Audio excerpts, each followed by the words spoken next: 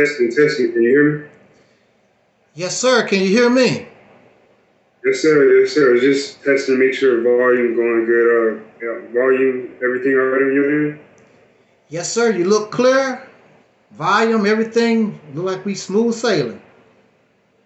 Okay, okay. My bad about the time, man. I got kind of confused with you was Central Time, and so I tried to get you a little earlier or whatever. But I apologize. My bad. It's all right. I'm just glad that you shown up so many folks. They don't show up or they're late or something like that, you know. So I'm fine. Yeah, That's how it is in the yeah, old black conscious business. yeah, yeah. So I've been listening to some of your videos. I came across your channel for a while. I mean, a while ago, I like a lot of the stuff you've been saying. I pretty much agree with a lot of the stuff you've been saying, and it's not about how many followers you got, because like you said, the people with the most followers usually those are the people with the most slaves. You know what I mean? Those are Yes, the people sir. with the most sheep. It just anybody that's getting paid to say something over and over again, they can't say something outside of whatever their agenda is. So I agree with a lot of what you're saying. I feel like you speak a lot of truth, definitely. Thank you. So yeah, so I just want to get you on here. Like I said, just go over a few questions, just go over a few things. Nothing other than what basically stuff that you talk outside of your other videos. You know what I mean? Yes, sir. All right. So you out of Mississippi? No, live in St. Louis, Missouri, Okay. Okay. but I was Okay. Yeah. I was born in the state of Mississippi. Okay. Okay. That's where my family, we from Detroit, but all four of my grandparents was born in Mississippi. They come from out of when everybody started moving down south to up north in the 50s and 60s. But yeah, all my grandparents from Mississippi.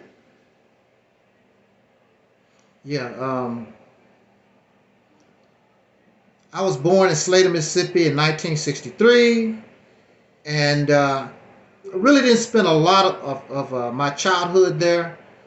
I Mm-hmm. believe we left around 1970, 1971, but Mm-hmm. uh, the majority of my people from like the Jackson, Mississippi area, Greenwood, Yeah. around Memphis, Tennessee area on the Mississippi side. Yeah.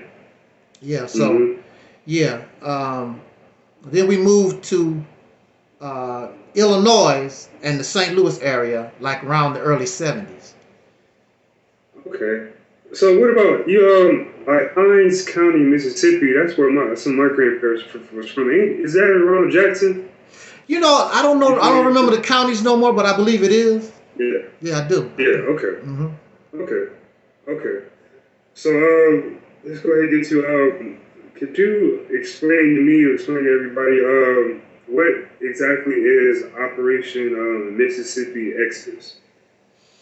Well, it's very simple. I'm trying to make it as simple as I can.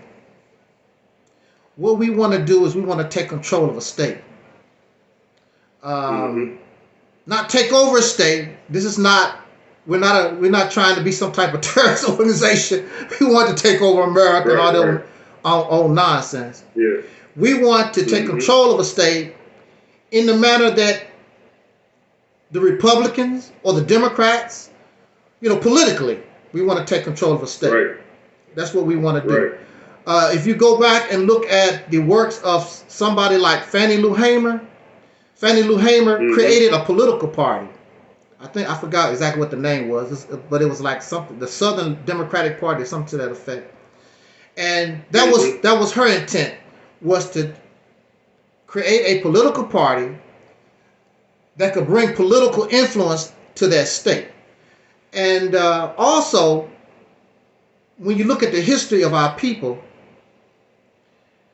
straight out of slavery, our ancestors born in America, I don't know about Africans, I don't talk about Africans, I don't talk about other people, foreigners. I'm talking about my ancestors right here in the United States, the ones that I know.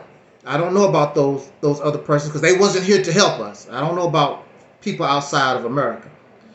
But our ancestors from slavery, they came off the slave plantations, and even before the slave plantations, they were making moves into the mainstream of this nation, and they understood the power of the vote.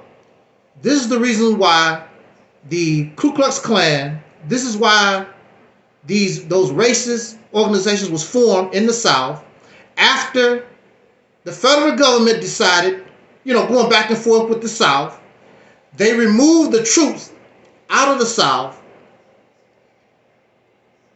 That was our ancestors' protection. And then these people began to terrorize our ancestors. But in the meantime, they focused on keeping our ancestors to vote. Now, if you listen to the black conscious community or whatever, you will listen to them and they will talk about and badmouth the voting process and things of this nature. Oh, it didn't do nothing and blah, blah, blah. Oh, but that's the reason why we're doing as well as we're doing. Because politics is the law, control of the law. Mm-hmm. That's the reason why you had slavery to begin with. They made it the law of the land. Mm-hmm. Everything in this nation is controlled by laws. This is a nation of laws. So you have to be involved in the politics. The races of the South understood if black men and women, soul brothers and sisters, if they were allowed to participate equally in the voting process, that would bring them into some kind of power. It would give them some kind of benefit. And they wanted them to stay, of course, in a slave-like position. So they even went to murder in order to stop our ancestors from voting. If voting didn't mean anything, why would you go all out of your way to go stop these people from voting? It's because they understood the power of the vote. Maybe you don't, but they understand the power of the vote. You don't know how to use it properly. You don't know how to use this right or this privilege of voting.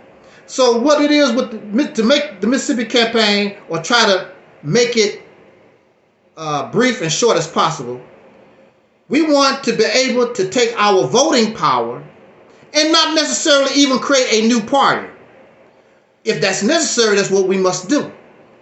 But we want to be able to take that vote and use it strategically. Like the way we vote now, we just vote nonchalantly. And if the politicians ask us, what do you want?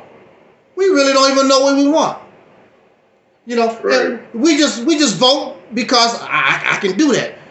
But there's no strategy behind it. And as a people, you're not going to get any benefit because you're not voting as a people. You're voting as a bunch of individuals and groups. You must come together as a people and say, this is what we're going to do, and this is where all our vote is going. Now, of course, you don't expect everybody to vote with you, but that's not the key. The key to voting is majority rule. That's the key to voting. Mm-hmm.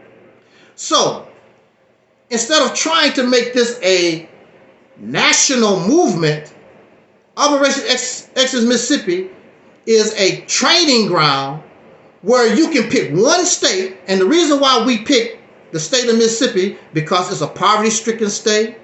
Nobody really cares about it. If you was talking about New York, it'll be all hell be raised. They're trying to take control of New York, and trying to take control of California. But see, nobody cares really about Mississippi. It's a poverty-stricken state. Nobody really cares about it.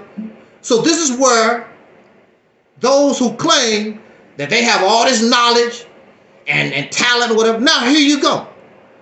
Let's take our wealth, let's take our knowledge, our talent, our wisdom, and let's take this state. Because see, this is something we've never done before. We've tried, like I was telling you with Fannie Lou Hamer. We've tried in some cases. That's on a small level, really. This is big. If we can't do nothing big, we might as well not do anything at all.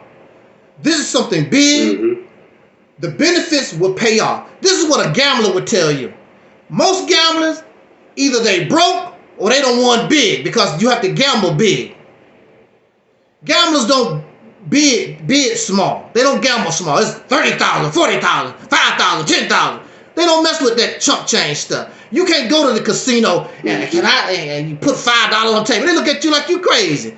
No, we have to go for the big stuff because we are behind everybody. We have what they call the Venezuelans and these immigrants that's coming across the borders right now. They are becoming our new competition. We are already behind in the game. We already know that there are forces that's against us, and really the main force that's against us is ourselves in 2023. A few years ago you can say, oh, the white man did this and that. No, the force right now that's stopping us from doing what we need to do now is us, because there are a group of people who don't want to try new things. They want to continue to do things from the 1960s, the 1930s. This is 2023. It's a whole new ball game. They want to do things based upon their religion and their their own political ideas. Even though this is a political movement, it's not based Republican or Democrat. It's not those type of. You can't think that way. Mm-hmm. Mississippi would be like a training ground for us. We pool our votes together, and what we want to do, slowly but surely, we want to vote out the people that's not in our best interest. Now, I take it to, I'm looking at Operation Mississippi as a national movement. Because if necessary, because majority rule, if necessary, we will move people to Mississippi so they can vote. I'm looking at the Mississippi campaign as a war strategy that you have to understand. And this is, woo, brother, man. This is what I heard Stokely Carmichael say. May he rest in peace. And if you research the history of Fannie Lou Hamer, those brothers and sisters in Mississippi, and he was talking about his experience in SNCC. They slept on dirty floors. They slept on their grass. They did whatever's necessary in order to achieve a goal. And this is the way that you have to look at the Mississippi campaign. We are soldiers, and the state of Mississippi is a territory that we want to take control of. And if we have to support others to come to that state and move them, and when you come to that state, even if you have to sleep in a tent, you have to be a soldier, because this is what we're doing. We're soldiers, and this is the territory that we want to take over. People want to, or they come to me like, they want to do things comfortable. What is it that they say? Freedom is not free. So in this particular case, if we have the numbers, if we think we have the numbers, then we can do what we want to do. But if we don't have the numbers, then I ask brothers and sisters from New Jersey and Detroit and California and all over the country, support the effort, support your brothers and sisters.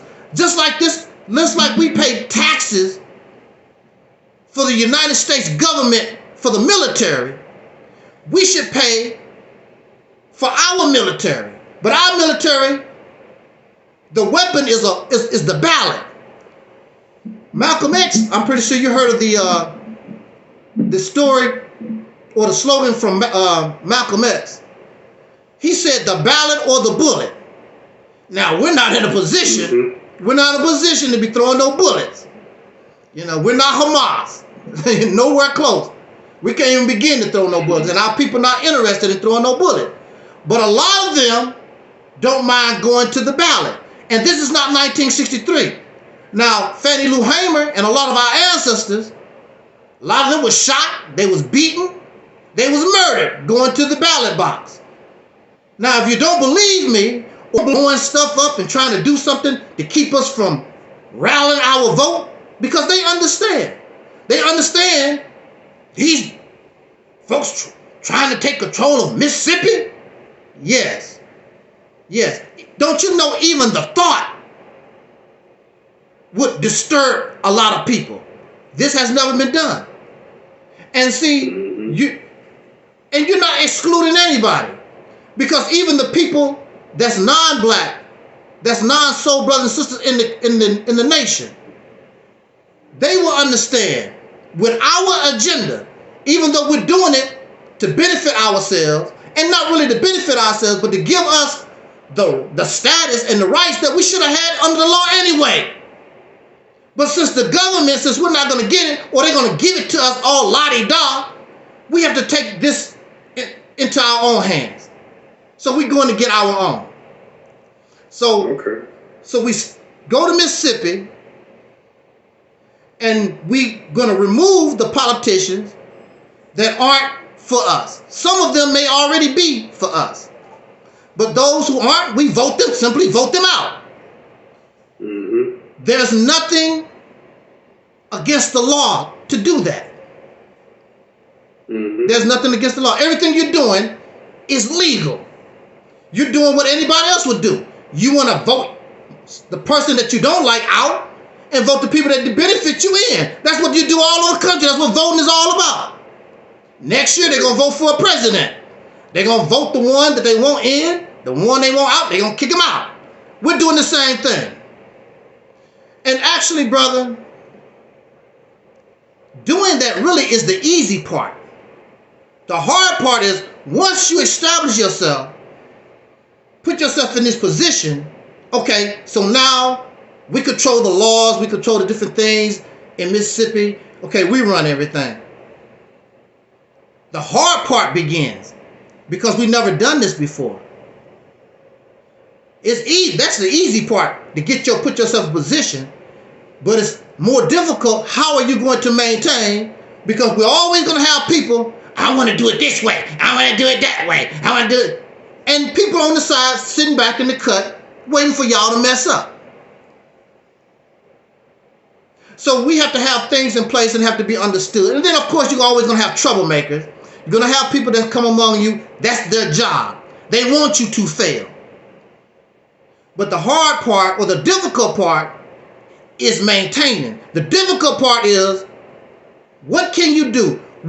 This is what people don't understand. You can't do this and you don't have any creativity. You cannot do this and you have no vision. You cannot do this if the people don't feel like a people. We have to feel like a people. So when you see anybody in Mississippi, that's your brother, that's your sister, or if they're not a soul brother, they're not a black American or a foundational black American or freedman, then you have to see those people as an ally. And they understand they waste a lot of money. So the first thing on our agenda is we're going to strip and find out where is the money being wasted. We're going to stop that. We're going to stop our people from filling up these jails and these prisons, wasting money on jails and prisons. You're going to always have people, because people, unfortunately, some folks are idiots. They do dumb things, so you're going to have a jail prison system. But those who aren't on a certain level, they shouldn't be in jail prison. We're going to concentrate on the rehabilitation of our people. And this is what some folks don't understand. They think that Angel Snubbing Up 7, they think the Reality's Temple is against everybody. I know that the Nation of Islam has a good track record, and other people have a good track record of rehabilitation of people. Why can't you do that? We know that some of these organizations have a good reputation of establishing schools. Now, you're not going to bring your religion. You're going to have to keep that at home. This is not a religious organization. We don't care what you do in your bedroom, who you're sleeping with. This is a political movement for what is in the best interest of all the people. This is America. But you want to try to get your piece of the pie. That's all that it's about. That's all it is about. Getting yours. I asked the whole nation of brothers and sisters to be involved in this state, no different than, and this is my favorite example. I like using Nelly. Nelly is an artist from St. Louis. You probably heard of him, Nelly and the St. Lunatics. Yeah. Yeah. When they signed, or when the record labels were interested in Nelly, well, actually the St. Lunatics, it wasn't no Nelly. For some reason, they were attracted to Nelly. They wasn't interested in the St. Lunatics as a whole. So Nelly, he's loyal to his group. They want you. The group said, look, Nelly, get the record deal. Man, I'm part of the group. We brothers in. No, Nelly, go get that record deal. And you can bring us after you make it. Nelly didn't want to do it. But Nelly took the deal. His first record went platinum. And he brought in all the other lunatics. All of them. Mm-hmm. What I'm saying to the nation, this is the way you have to look at Mississippi. And you have to have confidence in yourself and what you can do. I hear y'all talking all this big stuff. Let's build a nation, and I'm the God, and I'm a warrior. Here's your opportunity. Take this poverty-stricken state, take your wisdom, and build it. Take a poverty-stricken state and make it wealthy, make it strong. It's the heart of your nation. We may not live to see the nation, but this is the training wheel that we need in order to get started. We never governed nothing. And on top of that, this is already functioning. It's not like you got to start from scratch. You really don't have to change nothing, really. It's already functioning. What we want to do is take control of it so it can be better and for our best interest. So if we can do that for Mississippi, it becomes our Mecca. It becomes our headquarters. It becomes our heart. And it begins to pump the blood to the rest of the blood. And see, you keep talking about Africa, but Africa don't do nothing for us. So we have to create our own motherland. Mississippi is your motherland. And you can pump and help anybody, your citizens, wherever they are in this country. And once you get stronger and stronger, now you can concentrate. Maybe we can do the same thing in Alabama. Then you have Alabama and Mississippi. And maybe you can keep going out and get Georgia and Tennessee. It gets bigger and bigger. Next thing you know, we got the South. It's legal. There's nothing that you can do about it. Well, actually they could. They're going to try, of course, when they see that you're doing something like that. But you don't see the benefits. And then we talk about Africa. Each one of these states can be self-sufficient. They are designed to be self-sufficient. The governor of Alabama can go to China, can go wherever around the earth to make deals and bring that business back to his state. So why can't we, since we love Africa, or if Africa is the motherland, now you're in a position to talk to Africa. Because right now, we don't have a pot to piss in. The only thing we can do is be a tourist in Africa. No, as a state, you don't have to be a tourist. Now you're in a position, well, Africa, what can you do? What can you do for Mississippi?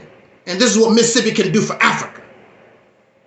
Now you can start an import. Where the United States was going back and forth with China, we can do the same thing with parts of Africa. And the doors constantly open. It's bigger than anything that we've ever done in our generation. And none of our ancestors will get angry. This is what they want for us. They want the best for us. They are the blueprint. They are the blueprint. Folks get on my case because it came from me. Our ancestors doing this before I was born. The only thing I've done was bring the behavior and the activity up to modern times because they couldn't do it because of the terrorism that this country put on them during their time. But we don't have to worry about that right now. But you have to understand that this is a different. See, look, this is a different ball game. Because Mississippi is still the United States of America. This is not Afghanistan. Mississippi is not Afghanistan. It's not Iraq. It's not North Korea. This is the United States of America. There are people that will say, oh, the government gonna do this.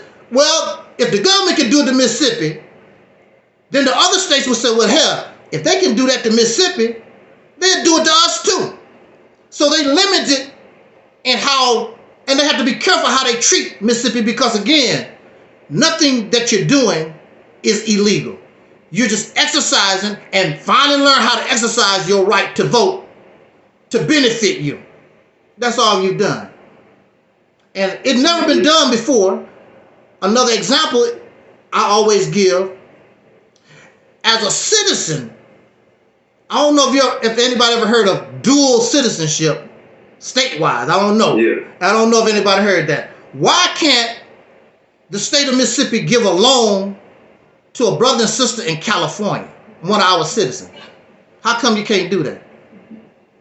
Or if our citizen is in California and get in trouble, and we're not protecting murderers, we're not protecting rapists, but should they be able to come to Mississippi, we don't have to extradite like that. We can say to California, what you want them for? And you're going to have to explain and really show some evidence why you need him back. Because he said he's guilty and you're just trying to put a charge on him. You know something, they'll let it go because they don't want to go through all that. We have nowhere to run. These immigrants can come here. They can always go back to Venezuela, Guatemala. They can go back to Africa. They can go back to China.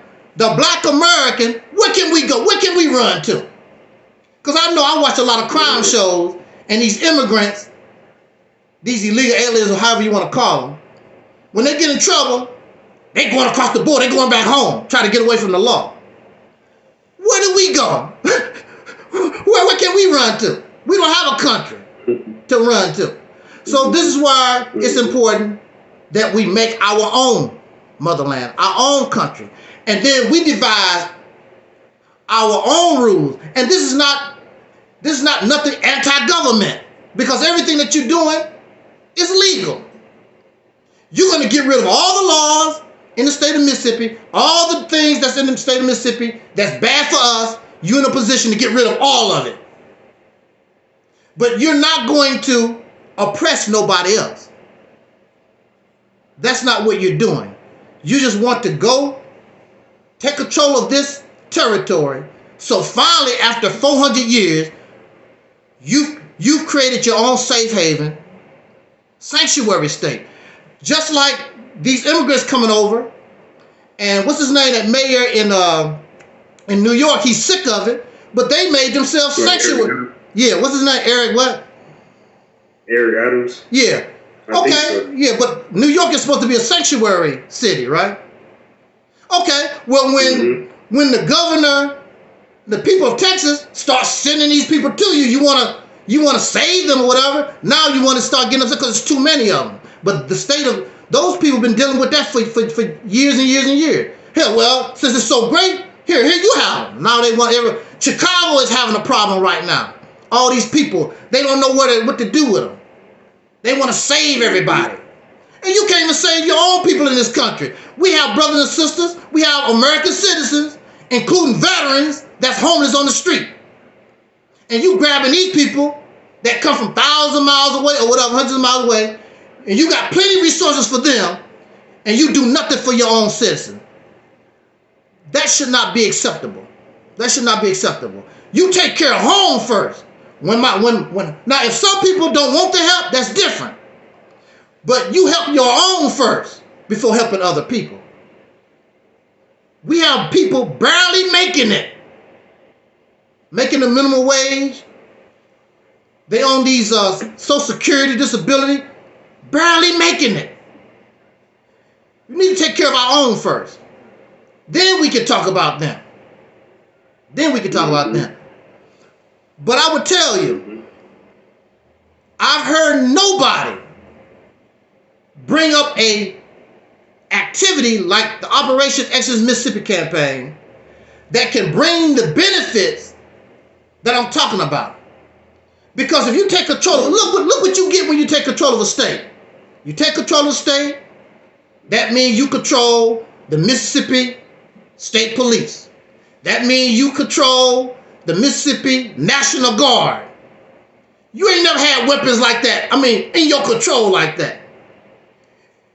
Mississippi National Guard actually have tanks. We don't have no tanks, but now you got some tanks. The Mississippi National Guard probably have bazookas and drones and a whole lot of other stuff. We ain't never have, you can't get a hold of no stuff like that legally. And you control it legally. You control the laws. When a stupid judge is trying to do something silly to brothers and sisters, now you're in a position, we don't do that no more. Now you're in a position to do something. Mm-hmm. And we got, like I told you, we have to do something big. But see, in order to do something big means unity. And these people aren't interested. They have their own agendas. See, you can still be a Muslim. How come we can't take control of Mississippi? You can still be a Muslim. You can still be a Hebrew Israelite. You can be whatever you want to be. This is just a political, it's just a political movement that benefits the people. You don't have to believe in nothing except yourself, that you want what is better, not only for us living today, but you're creating a better environment and a situation for your children.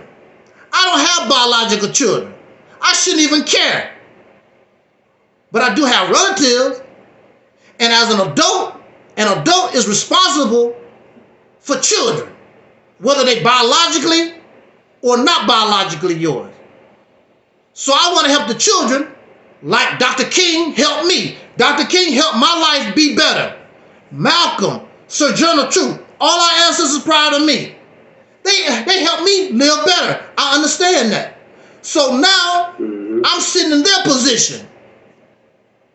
It's our turn to make a path. So our babies, your children, can do better, and they can do better for them. It just gets better and better because now we know exactly what we need to do. And now we have the right mindset. It's nothing but up because we're already on the bottom. If you're already on the bottom, there's only one way you can go, and that's up. There's only one way for us, and that's up. That's up. And that's what the Mississippi campaign is about. It's not about no religion. It's not about your beliefs or who you sleep with and all these different things. It's just like the Civil Rights Bill of 1964, 65, whatever it was. It has nothing to do with your beliefs. This was a bill that was supposed to be signed for black people. It didn't say, well, only the Muslims, only the Hebrews. It didn't say all that for black people in this country. Dr. King stood up fighting, and the Black Panthers, they stood up fighting for black people. All these organizations supposed to fight for black people. All that other stuff, that's your own personal business. If you don't like what somebody do and blah, blah, blah, that's your own personal stuff.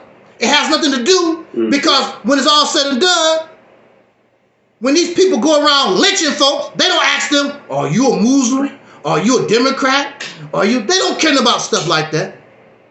They only see that you have a black face. And if you're African, well, you look like them. I was hoping you was a black American. I'm African. I just got here. Well, I guess I have to lynch you. I don't have nothing else to lynch you.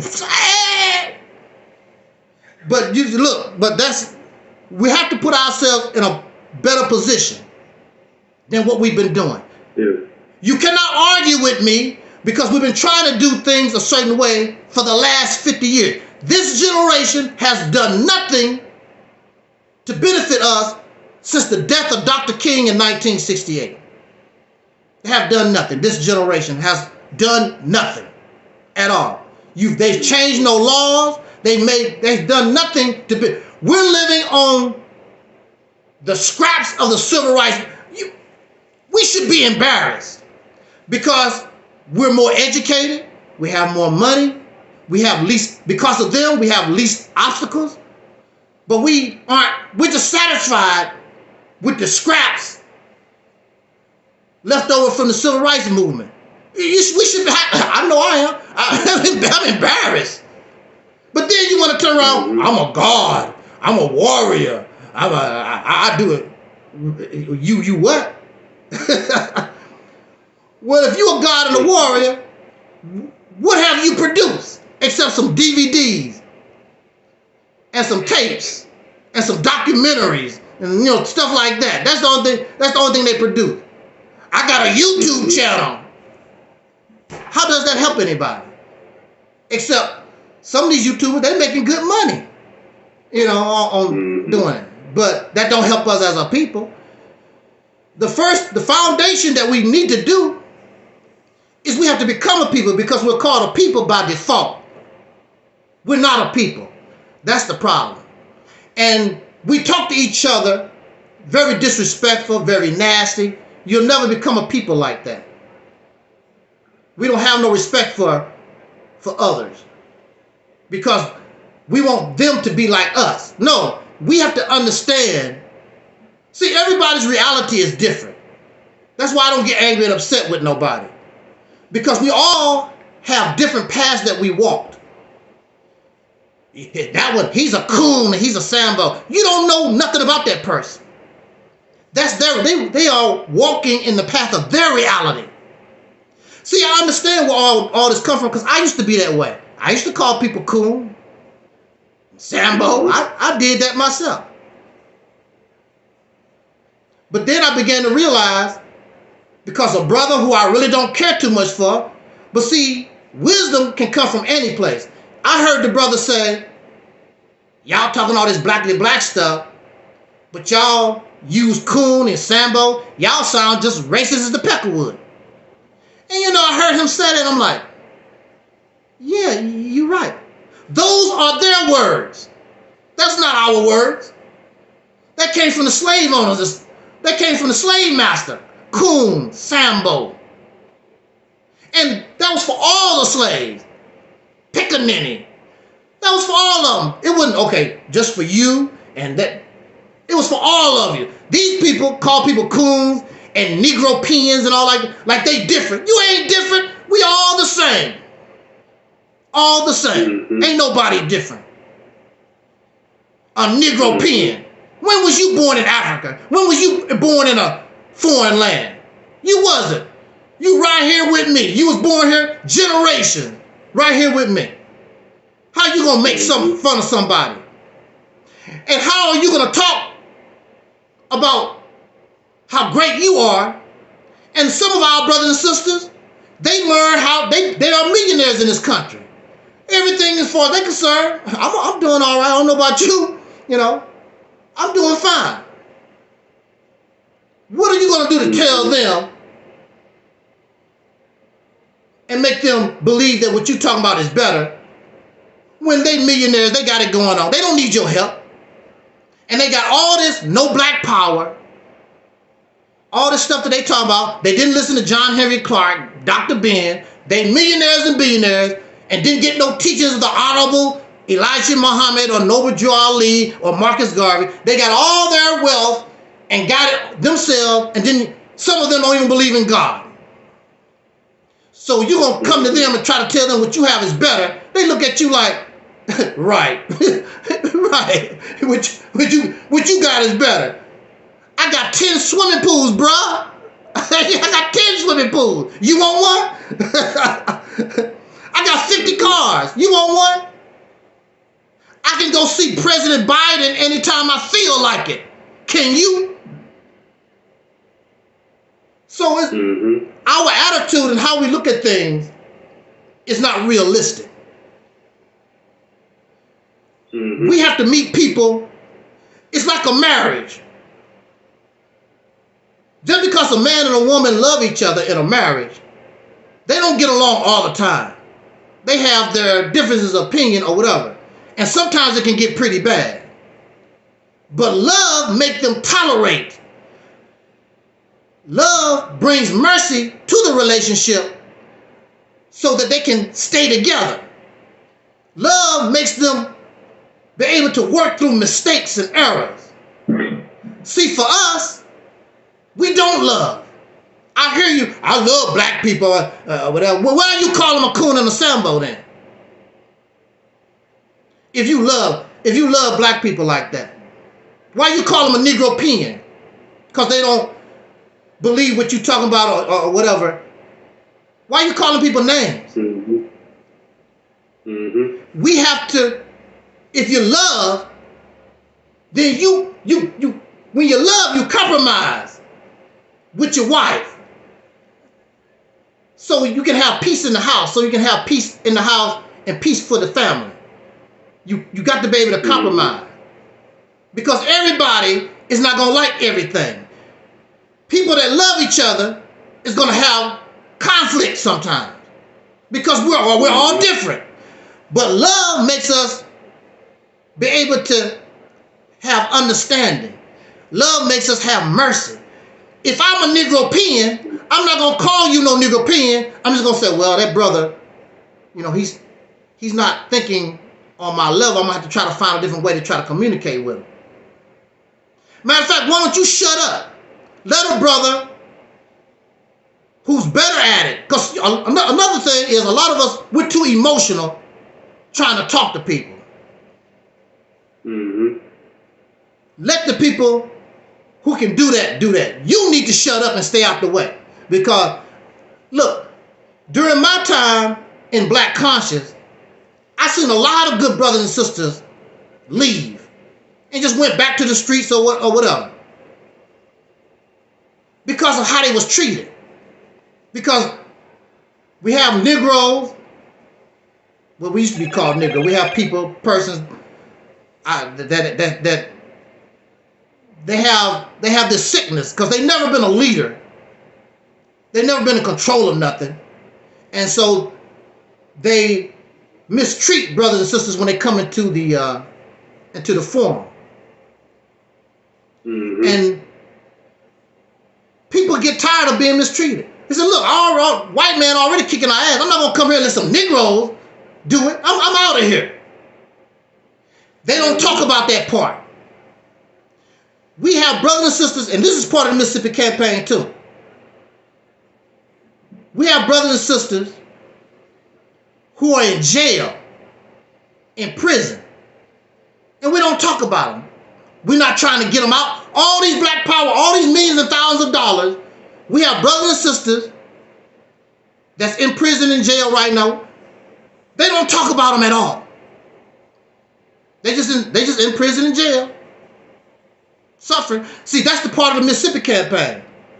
The Mississippi campaign is not going to let a sister like Assata Shakur, who is in exile in Cuba. I don't want her to die in Cuba. That's not her home. She belongs here. She fought here. When she takes her last breath, she should be here with us. So as a state, regardless whether they like her or not, as a state, you can go to the federal government and say, look, and make a deal. We're going to bring her home. What do you want? We'll take care of her. You want to lock her up? We'll lock her up right here. She'll be in exile right here in Mississippi. She won't be allowed to go nowhere else. We're going to bring her home. If you want her just to stay in a certain city, she'll do that. But we're bringing her home. We're bringing our people home. We're getting our freedom fighters out of these prisons before they take their last breath. This generation needs to show their appreciation. When they take their last breath, they're going to know that this generation appreciated their sacrifice. And we put up a monument and put their names on that monument forever. That's part of the Mississippi campaign. Okay, so as opposed to that, what would you say for the people, for like, let's say like the Pan-Africanists who are opposed to that, who believe in just giving up here and going back to Africa? Is going back to Africa a scam, or what would you say to those people who just want to pack up and move to Africa instead of focusing on here? I would say more power to you. But that's not the majority of the people in this country. We as a people are not going to do that. Even if we feel as though we have a connection to Africa, our ancestors, We're not interested in that. Most of our people will go visit. They would be a tourist and come right back home. That's what they're going to do. If that's what you want to do, then you go. Because see, Africa is a relative term. Africa is over 50 different states. Who are you talking about? Who you want to be with? So these brothers and sisters talk about Africa, they all scattered. A little go over here, a little go over there. And the only thing that has happened is you still under the law, you still under the jurisdiction of another people. You in a foreign land. I want us to be in a position where we finally can control the law. We finally can say, this is what it is. I don't know what you do over there, but when you come here, this is how we run it here. When you go to those African countries, then you under their law. So you might not have to deal with racism the way we do in America, but you still under that. I don't want that. Because our people died and bled here for over 400 years. In every war, including the Revolutionary War. We invested in this nation. We are just as American. We're just as deserving of walking on this land as the Caucasian Americans. Probably more. Because we gave this nation free labor for 400 years. Hundreds of years of underpaid labor for 100 years. So why are you going to want to just throw that away? Talk about go to some Africa. For what? What's the benefit? Because they're not going to give you nothing. The only thing they're going to do is take. What is it? They had that go back to the motherland Ghanaian thing back in 2019 or something like that. Yeah, they had the welcome back to or something about come back to Ghana. But I think that turned out to be a scam. Yeah, they got Ghana got like billions of dollars from it. Exactly. They estimate $2 billion. Mm-hmm. How much of that benefit the black community? To my knowledge, it didn't benefit us at all. No. What did they do for us? Till this day, what do Ghana do for us? They don't do nothing for us. To my knowledge. What we could have done if we had that $2 billion. But see, the thing about that is, it's easy to say, but we have people that will steal from us.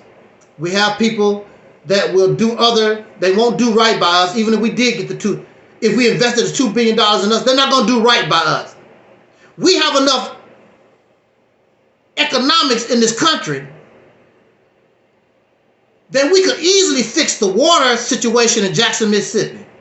Because I think it costs a little bit over $1 million some dollars or whatever. Jackson, Mississippi been having these water problems, whatever. Mm-hmm. We as a people, economically, we could easily solve that. Give our people clean water in Jackson, Mississippi. That's nothing. That's tiddlywink stuff. But because we're not a people, and see the thing about it, I tried to reach out to the mayor of Jackson, Mississippi. They don't write back. They don't respond to nothing. So I don't beg folks or whatever. I sit back in the cut and just keep watching you do what you do, and you can continue to go down in flames. Then you want to get angry at me because I'm sitting back in the cut and I said, I told you so. But if you want to go to Africa, that's your business. The majority ain't interested. They're not interested in it. They don't know about no Africa. You might as well make them Chinese. That's a foreign culture, over 50 nations, all types of religions, all types of languages. They have no idea. They don't have no idea of what that's about. You might as well send them to China somewhere, Australia. We don't know nothing about that.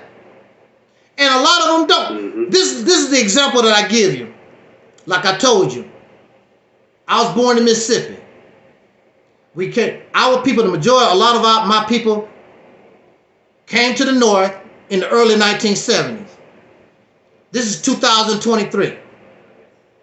I asked the children, do y'all want to go and visit, where we was raised?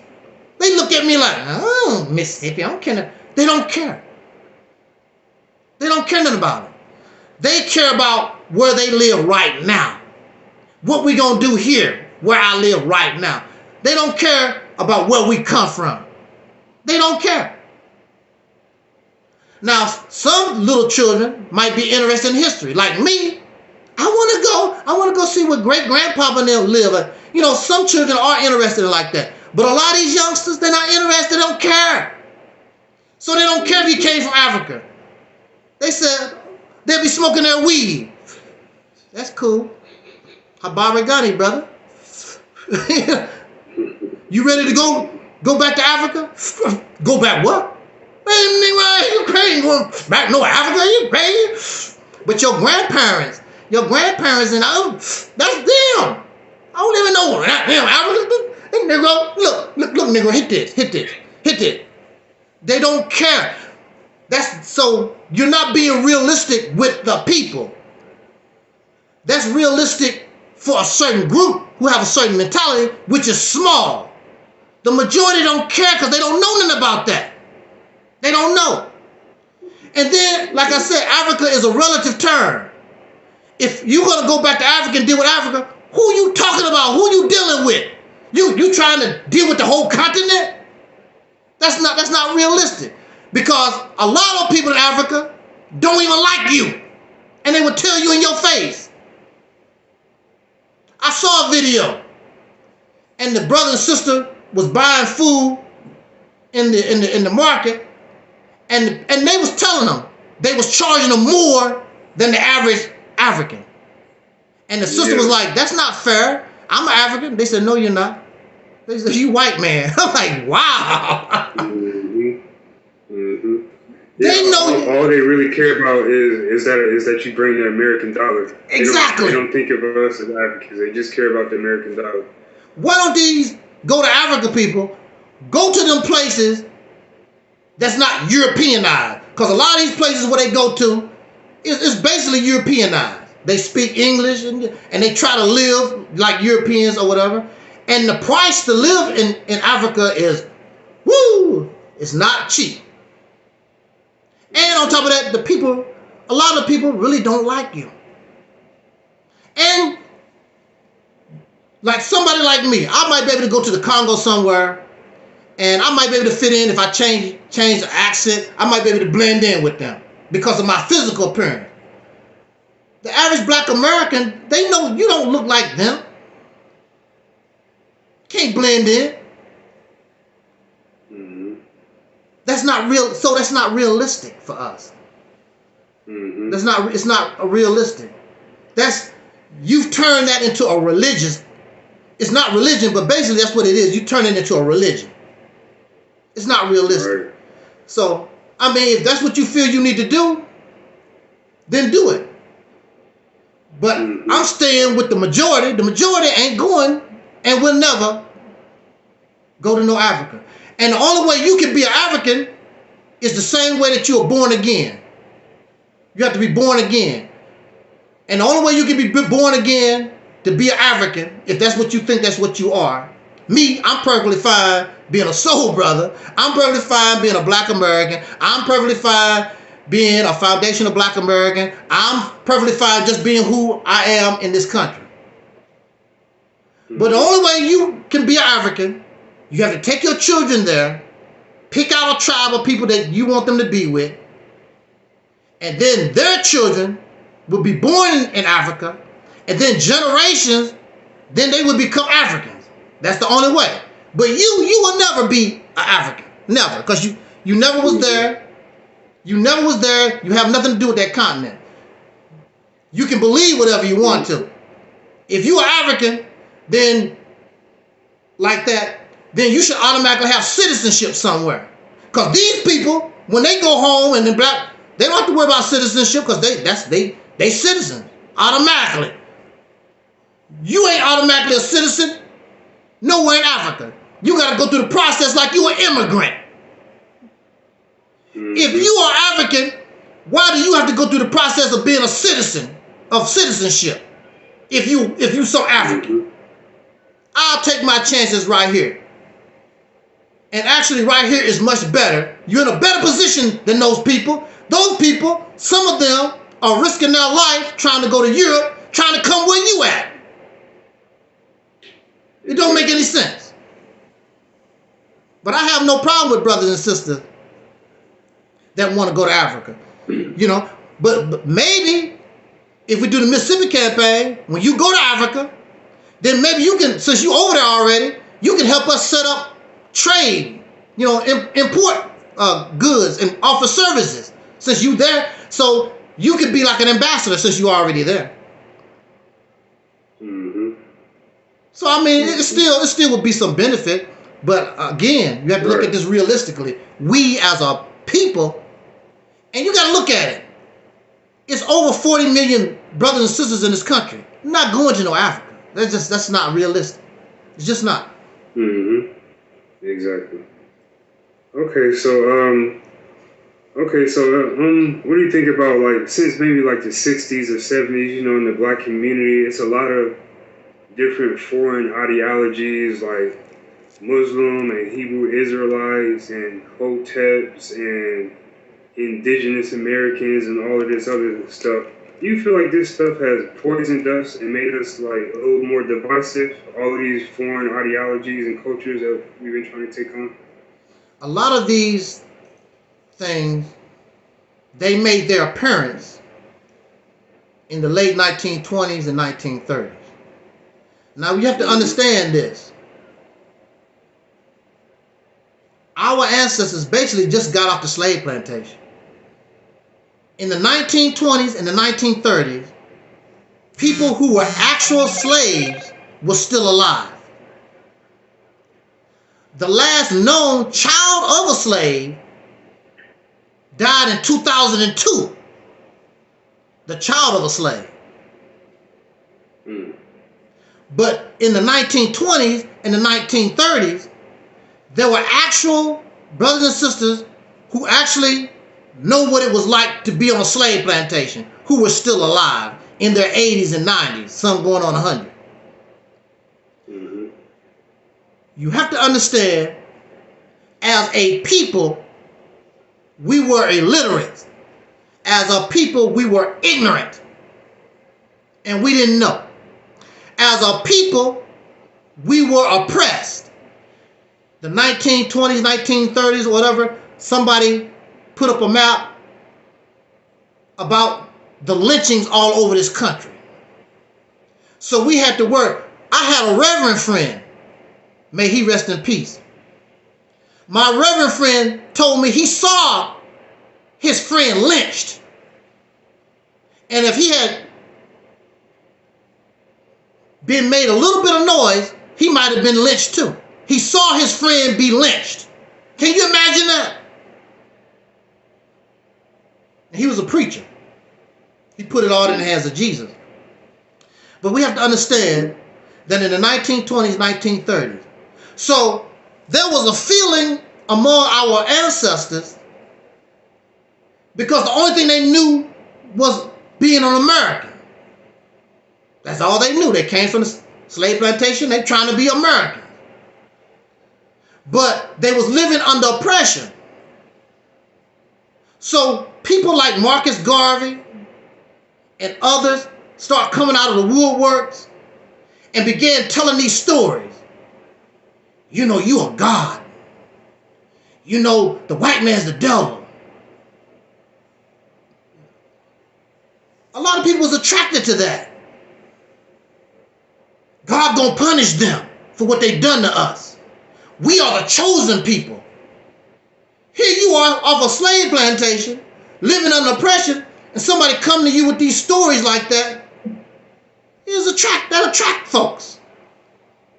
Your economics is all messed up because you discriminated against. And just like the story of Jesus, we didn't question what the slave master was teaching us. Even to this day, we really don't. We don't question the story of Jesus. Mm-hmm. Jesus died for our sins. Remember that, boys. Jesus died for your sin. Remember that now. So the same way we took the slave master for his word, when Marcus Garvey came with his teaching, when Noble Drew Ali and others, when they come out the woodwork with their teachings, we took it for face value because that helped us deal with our oppression. Because God is on our side. We don't get ours for a change. God stand with us. Who wouldn't want that? And that's where it comes from. That's why we gravitated towards that. And it gave us an identity. Because you knew legally, if under the law, you knew that you was an American, but I'm a Moor. I come from the tribe of Shabazz. You know, it gave us some kind of identity because you didn't want to be associated with these people that was kicking your butt every day. I don't be no American. I'm a Moor. I'm a Hebrew Israelite. I'm not no American. I'm a Moor. So we took all these things on face value. We didn't question nothing.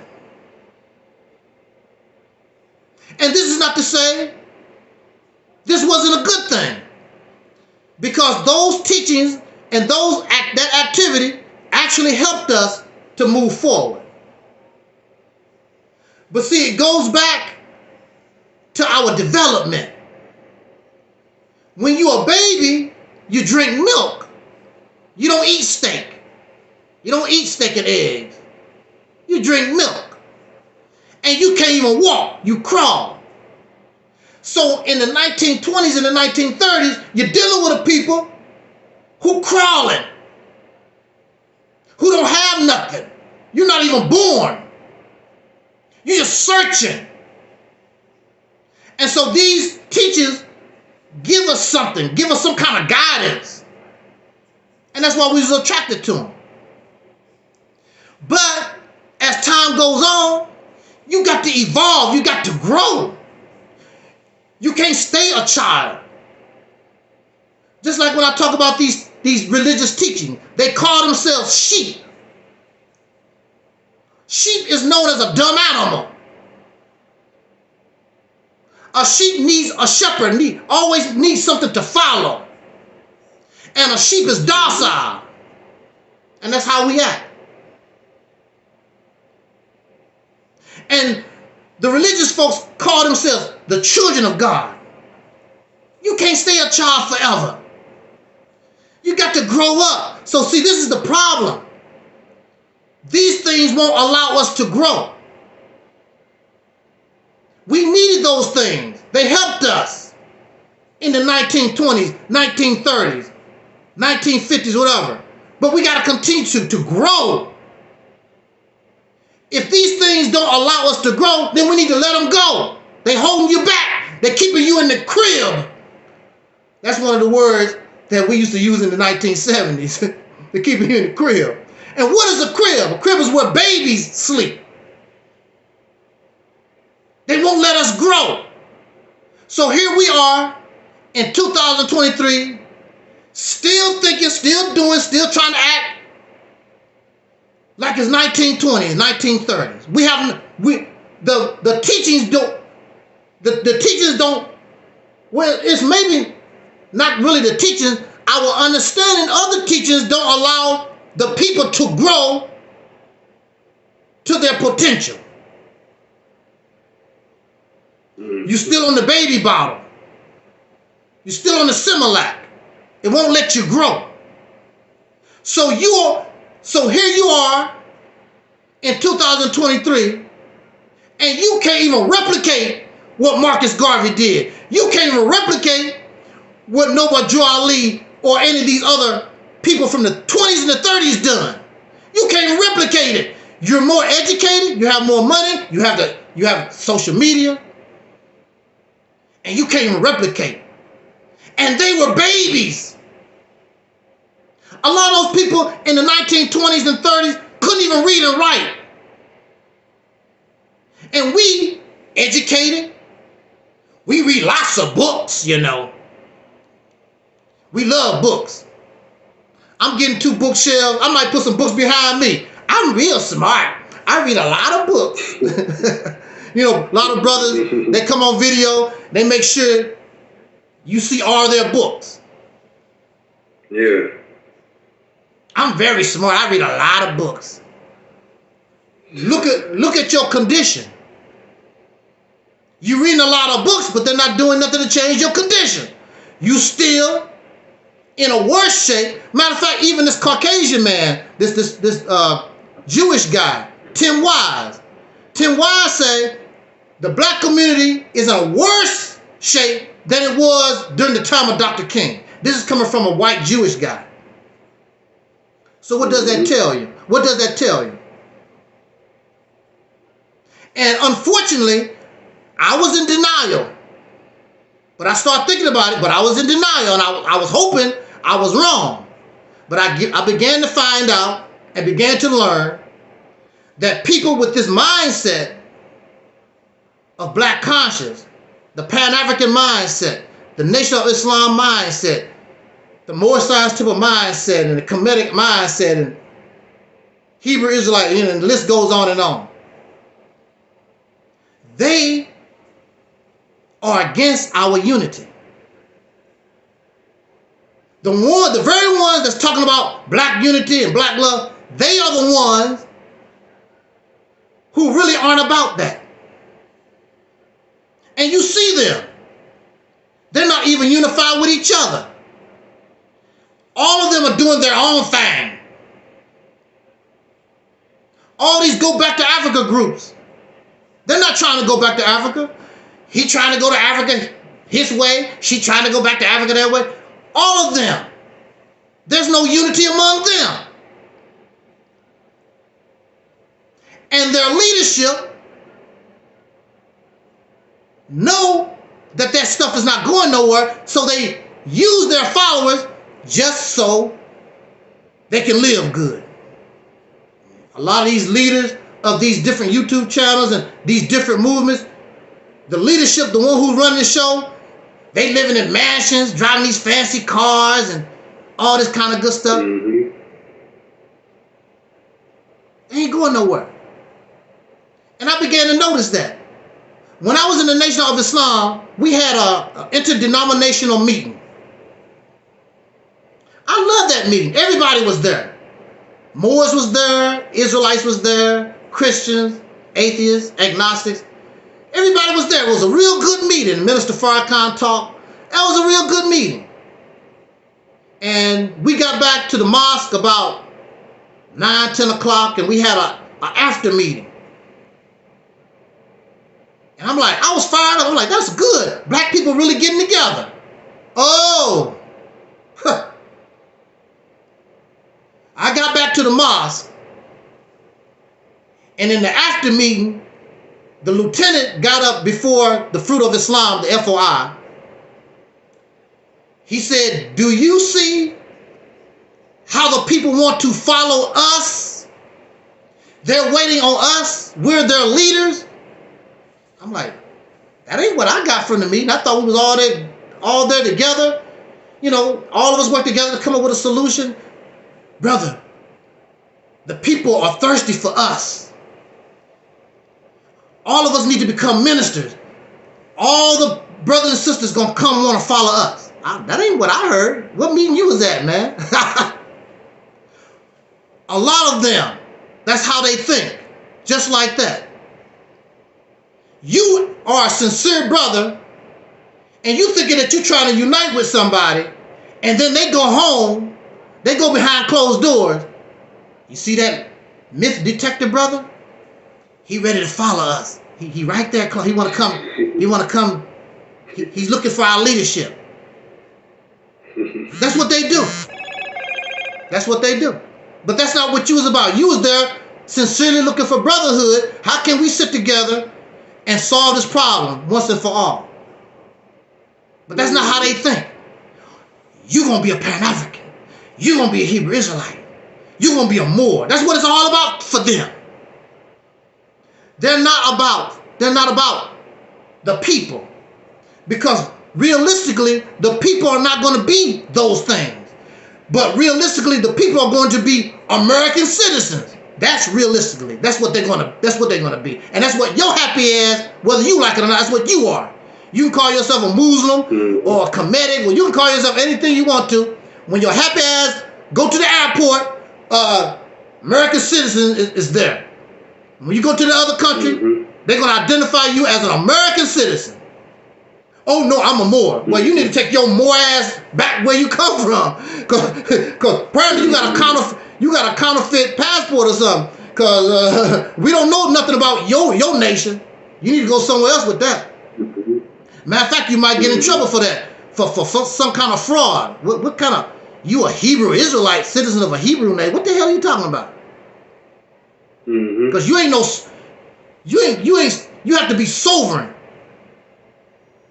in order to make that claim. You're an American damn citizen. So that's not realistic. So from my point of view, from my position, I have to look at things from a realistic. It doesn't make any.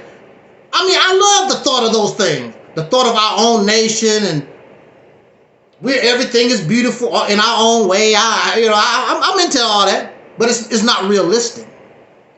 It's not realistic. It's not realistic for me to believe that people are going to think like you and I, because you're the myth detector. That means you're searching for the real. You know, what is this stuff, man? You know, what you talking about, bro? You know, you question things. And when we question things, a lot of us that question things, and we don't mean no harm, but we just question things when things don't make no damn sense. Right. And your explanation don't make no sense. I know you believe in what you're talking about, but it don't make no sense. So they get angry at you. They get angry at me and you because we ask them about something that don't make no sense. Because in reality, they know it don't make any sense. But they want to be loyal to the myth. They want to be loyal to the fantasy. They want to be loyal to the fairy tale. Which has gotten us where? It has gotten us nothing. It has not gotten us nowhere. Now, if it was doing something for us, I would be like, damn, that's a bunch of baloney, but damn, they got it going on. I have to give you credit. But you don't have it going on. That's the problem. You're going down if you can go any lower.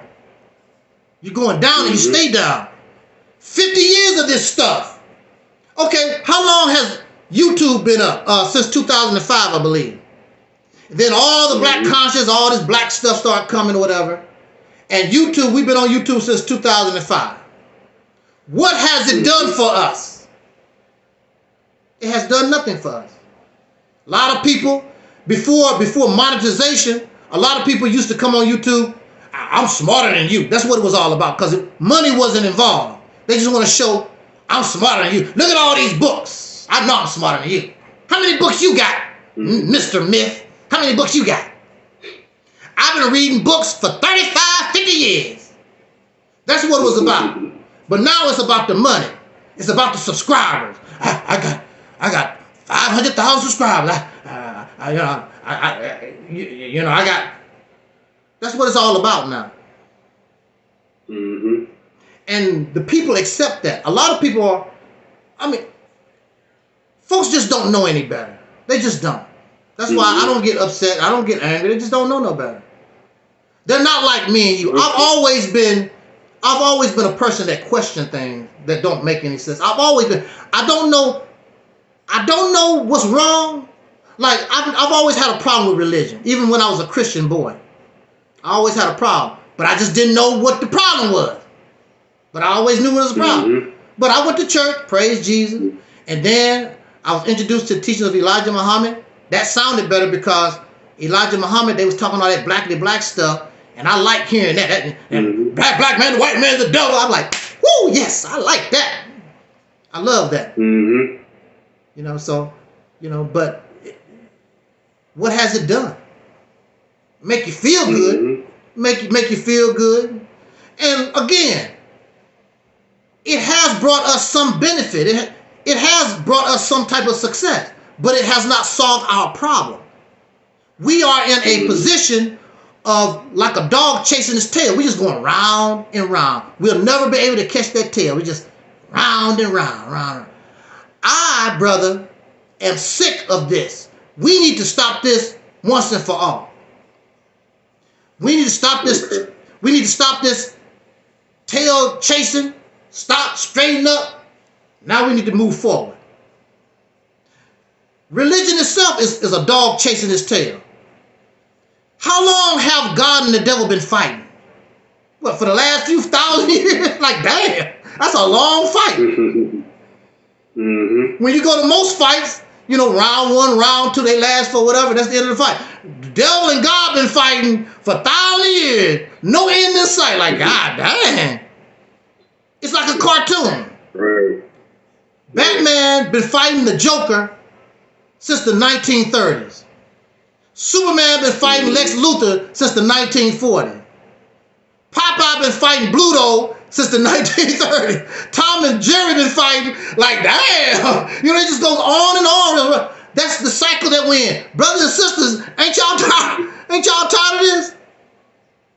Every year, the white man do this, white man do that. Like, God, every year, white people done something. White man do this, the white man do that. Damn. When is it going to stop? I'm going to tell you when it's going to stop. It's going to stop when we begin to mature, grow up, and take our destinies in our hands and become the men and the women that you claim that you are. That's when it's going to stop. Mm-hmm. And people begin to respect you. You don't have to worry about them. You don't have to worry about them respecting you. Talk about calling you boy with them. No, you know what you're dealing with. You can call me anything you want to. Mm-hmm. But when you deal with this one, you better come strong. What they say in the hood, it take ass to get some ass. I forgot exactly how that go. Yeah. So you gotta take some ass whoopings before you give it up or something like that. Yeah, something to that effect. But we got to bring it. So I want to circle back to the whole since you say used to be a nation of Islam. Let's talk about do you feel like Farrakhan is a true leader, or is he a fraud with cons like the Million Man March? And should talk a little bit about Elijah Muhammad. You feel his teachings were good, or is he a legit leader? And the whole Malcolm X situation going on with that. Well, you put that's a whole program in itself right there, bro. Yeah. But I cannot call Louis Farrakhan. He's a leader for his organization. He's not a leader for us as a people. Mm-hmm. He's a leader for his church, because that's all that it is. It's a church. The Nation of Islam is not a militant organization. It's about the spread of Islam. Thus the name Nation of Islam. Has nothing to do with revolutionaries. Has nothing to do with that. And if you go to their website, they will tell you what they are. They will tell you what the purpose of the FOI, the fruit of Islam, they would tell you what that's about. They would tell you the fruit of Islam. Their mission is to spread Islam, not to fight for the justice of the black man in America and liberate you. That's not what their purpose is. Their purpose is to convert you to a foreigner's religion. We don't have a religion. All our religion comes from somebody else. God has never visited the black American, soul brothers and sisters in this country. Never.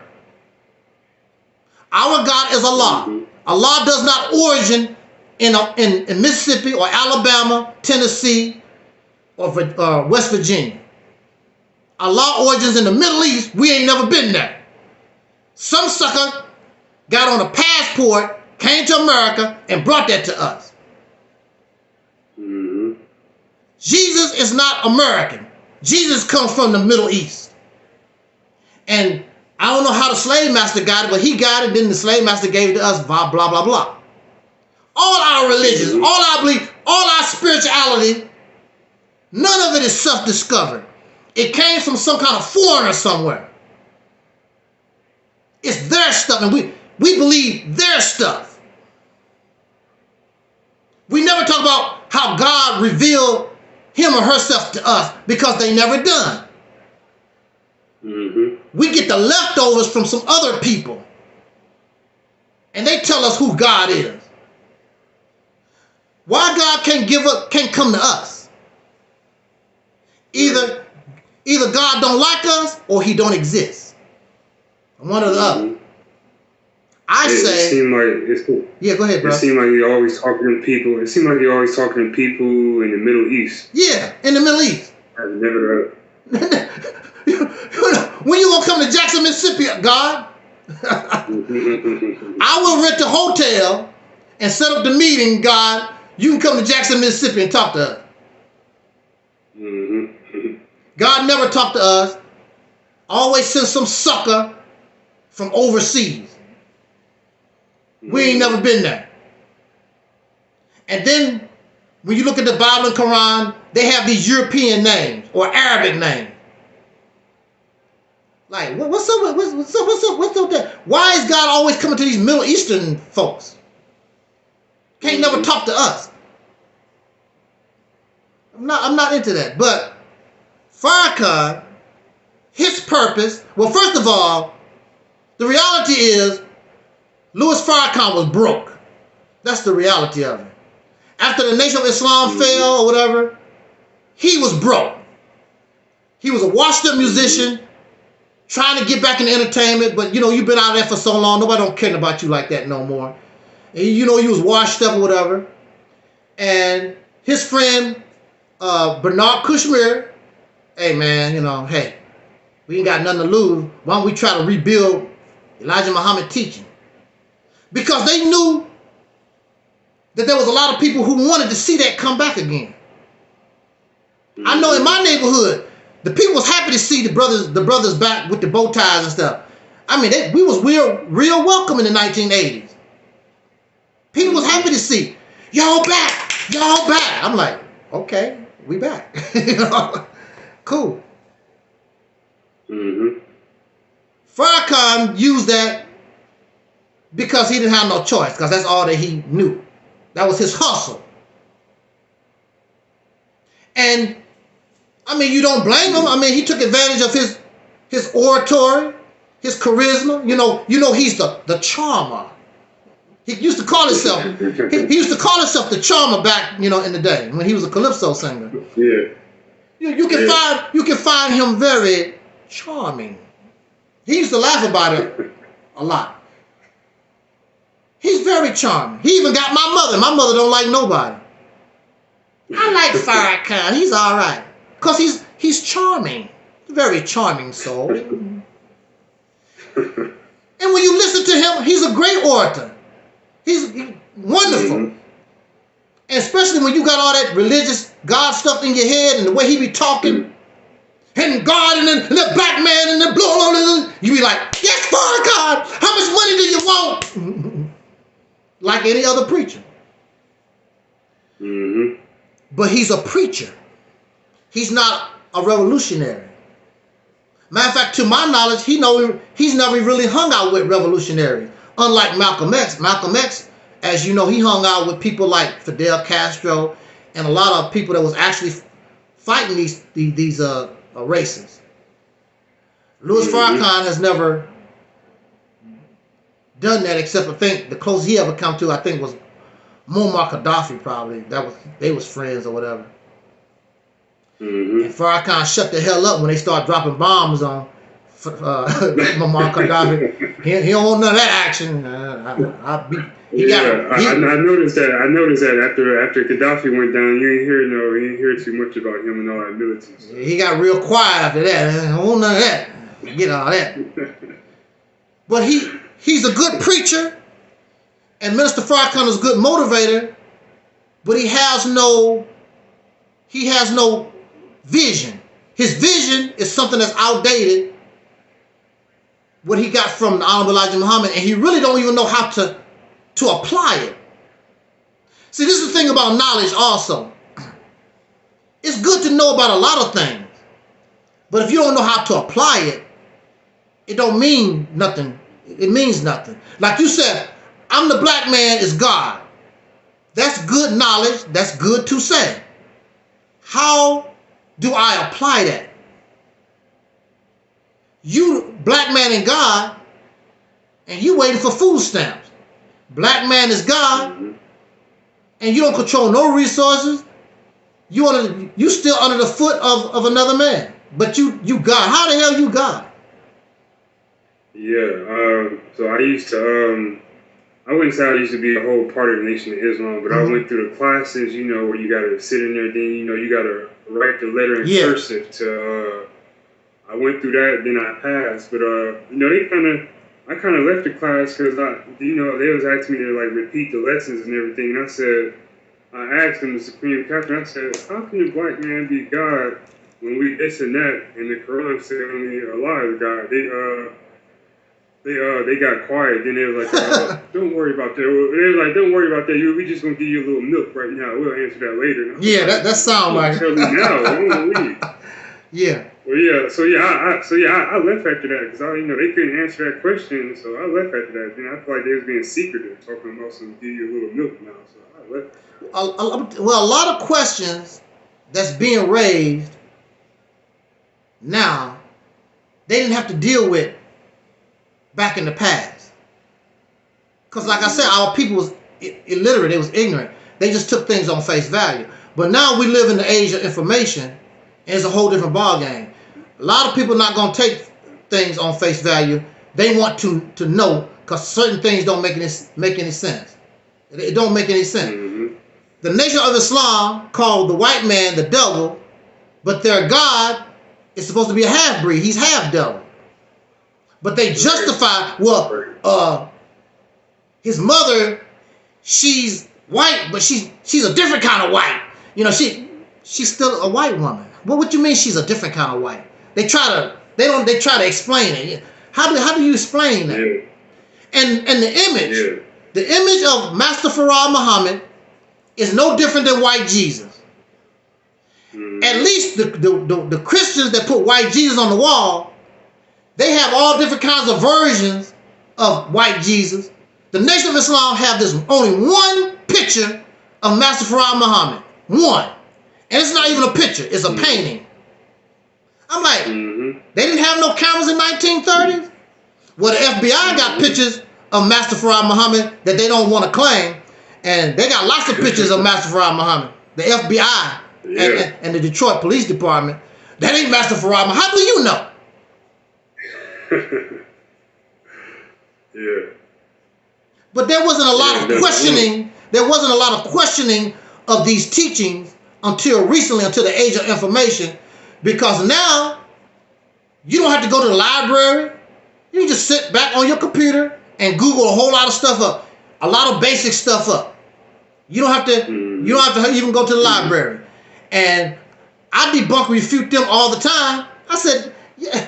You just go to Google, blah, blah, blah, blah, pow. You wrong. They just like, they try to explain it. No, you just wrong. That ain't, like something like this. In How to Eat to Live, the Nation of Islam, you're not supposed to eat peanuts, right? You know that much, right? Mm-hmm. They teach don't eat peanuts because nuts take 5 years off your life. I'm pretty sure you heard of that, right? Mm-hmm. Yeah. And they don't eat, including the peanut. That's supposed to be a nut. But see, the peanut is not a nut. The peanut is a legume. It's an underground pea. It's not a nut. Nuts come from trees. No nuts grow under the ground. They come from trees. And when I tell them that, and then on top of that, how do you calculate? How do you calculate if you eat every time you eat nuts, it takes 5 years of your life? How do you calculate that? Because first of all, in order to calculate that, you have to know how long you're going to live. Right. Okay. Okay. So that's the only way that you can calculate. Oh, wow, damn. I took 5 years off my life because I ate some peanuts. Yeah. How do you calculate that? And they used to say that, you know, when you fast, only eat once a day. They used to say that every day you fast is another extra year or something like that. Yeah, you know. Yeah, something like that. You know, and then they used to say that. Then they used to say that Master Farrar Muhammad went up into a spaceship or something like that. But then you got an interview with one of Muhammad Ali's ex-wife. She said he stayed with Elijah Muhammad in his mansion until he was an old age. Yeah, I heard that interview. Yeah. So, but when people want to believe something, they're just gonna believe. It don't make no difference what somebody's saying, what information that you bring. They're just gonna believe because, like I said, it's all taken on face value anyway. Now I didn't know no better. I joined the Nation of Islam. First of all, I was a child. I was just hyped up by the teaching. I didn't question the teaching. I Well, I did to a certain point. Sometimes I'm like, that don't make. You know something? If you go back into the Malcolm X archives, you never really. I don't know. Maybe you didn't heard more than I have. I never really heard Malcolm X teach the black man is God. I never really heard him teach about the mother plane. I never heard him teach about how to eat to live, except you know, you eat one meal a day, don't eat pork, whatever, blah blah. You know, basic stuff. He didn't really get off into the you know, those teachings of the Elijah Muhammad. You know, the mother plane and the black man is God. He really didn't get off into that kind of stuff. He really stayed like sort of militant, you know, the white man's the devil and fight against it. You know, that's where his energy was at. He didn't really get into the teachings like that. Now, Minister Farrakhan, you can go find his video. He done scienced up everything. How the black man is God, where black come from, all this old dumb stuff. You know? And the thing about it is, you know, people listen to that stuff. They're not critical thinkers because a lot of stuff just don't make any sense. And the mother plane ain't showed up yet. Every time there's a story about a UFO, that's the mother plane. That's the no, sir. That's a UFO. That ain't no mother plane. UFO means unidentified flying object. That's what UFO means. If it was the mother plane, they would have said that must be the Muslim's mother plane. It has not shown up in 90 years. You waiting on the mother plane, no different than Christians waiting on the return of Jesus. Matter of fact, Louis Farrakhan has them waiting on the return of Elijah Muhammad. Elijah Muhammad is not dead. They say he up on the mothership there or something. Okay. All right. I mean, if that's what you want to believe, that's you. See, my thing would get me in a lot of trouble is that I have to challenge those things. And people get angry. I got the right to believe it. Yes, you do. But if you put it out into the public, people have the right to challenge what you say. If you keep it to yourself, I can't challenge you because I don't know what the hell I don't know what you believe. You keeping it to yourself. But if you make videos and you come out here in the public trying to teach people, the public is going to challenge you in 2023. And also what I noticed that, you know, it's a different day and age now. You know, everybody can question them and ridicule them. But it seemed like back in the day, you try to question the NOI or slander the name of Elijah Muhammad, they'll try to kill you. From what I read, from what I heard back in the day. Yeah, and it's really still no different today, because who knows how many times these folks. I've been threatened in the mosque 2 times. I wasn't gonna try for number 3. I wasn't gonna try for number 3. I'm just trying to be a brother. Come there, listen to the lecture, buy some bean pies, and say how you doing, brothers, and leave. They want to make a big deal out of it. Brother, when you gonna come back to the Nation of Islam? I told you I don't believe in that no more. I'm just here just to be brotherly. I brought some guests with me. We listened to the teachings, buy some bean pies. Maybe there's a fine sister I can holler at real quick, you know. Then we leaving. That's what we doing. They want to interrogate me. When you gonna come back? Brother, you know you still believe in Allah.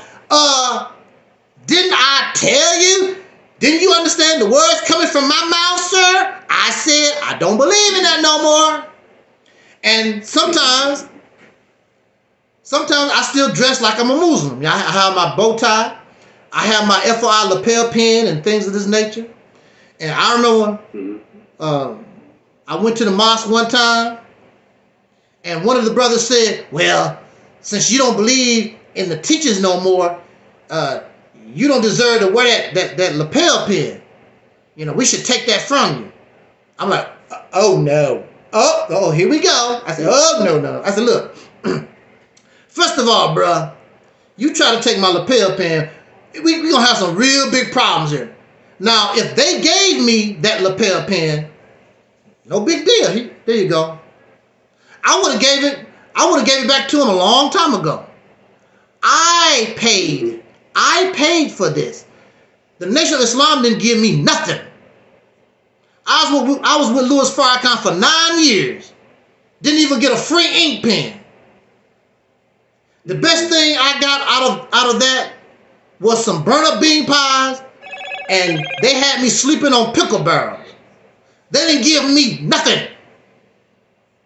And this sucker gonna tell me that he gonna take my, I said, bruh, I start balling up my fists and everything.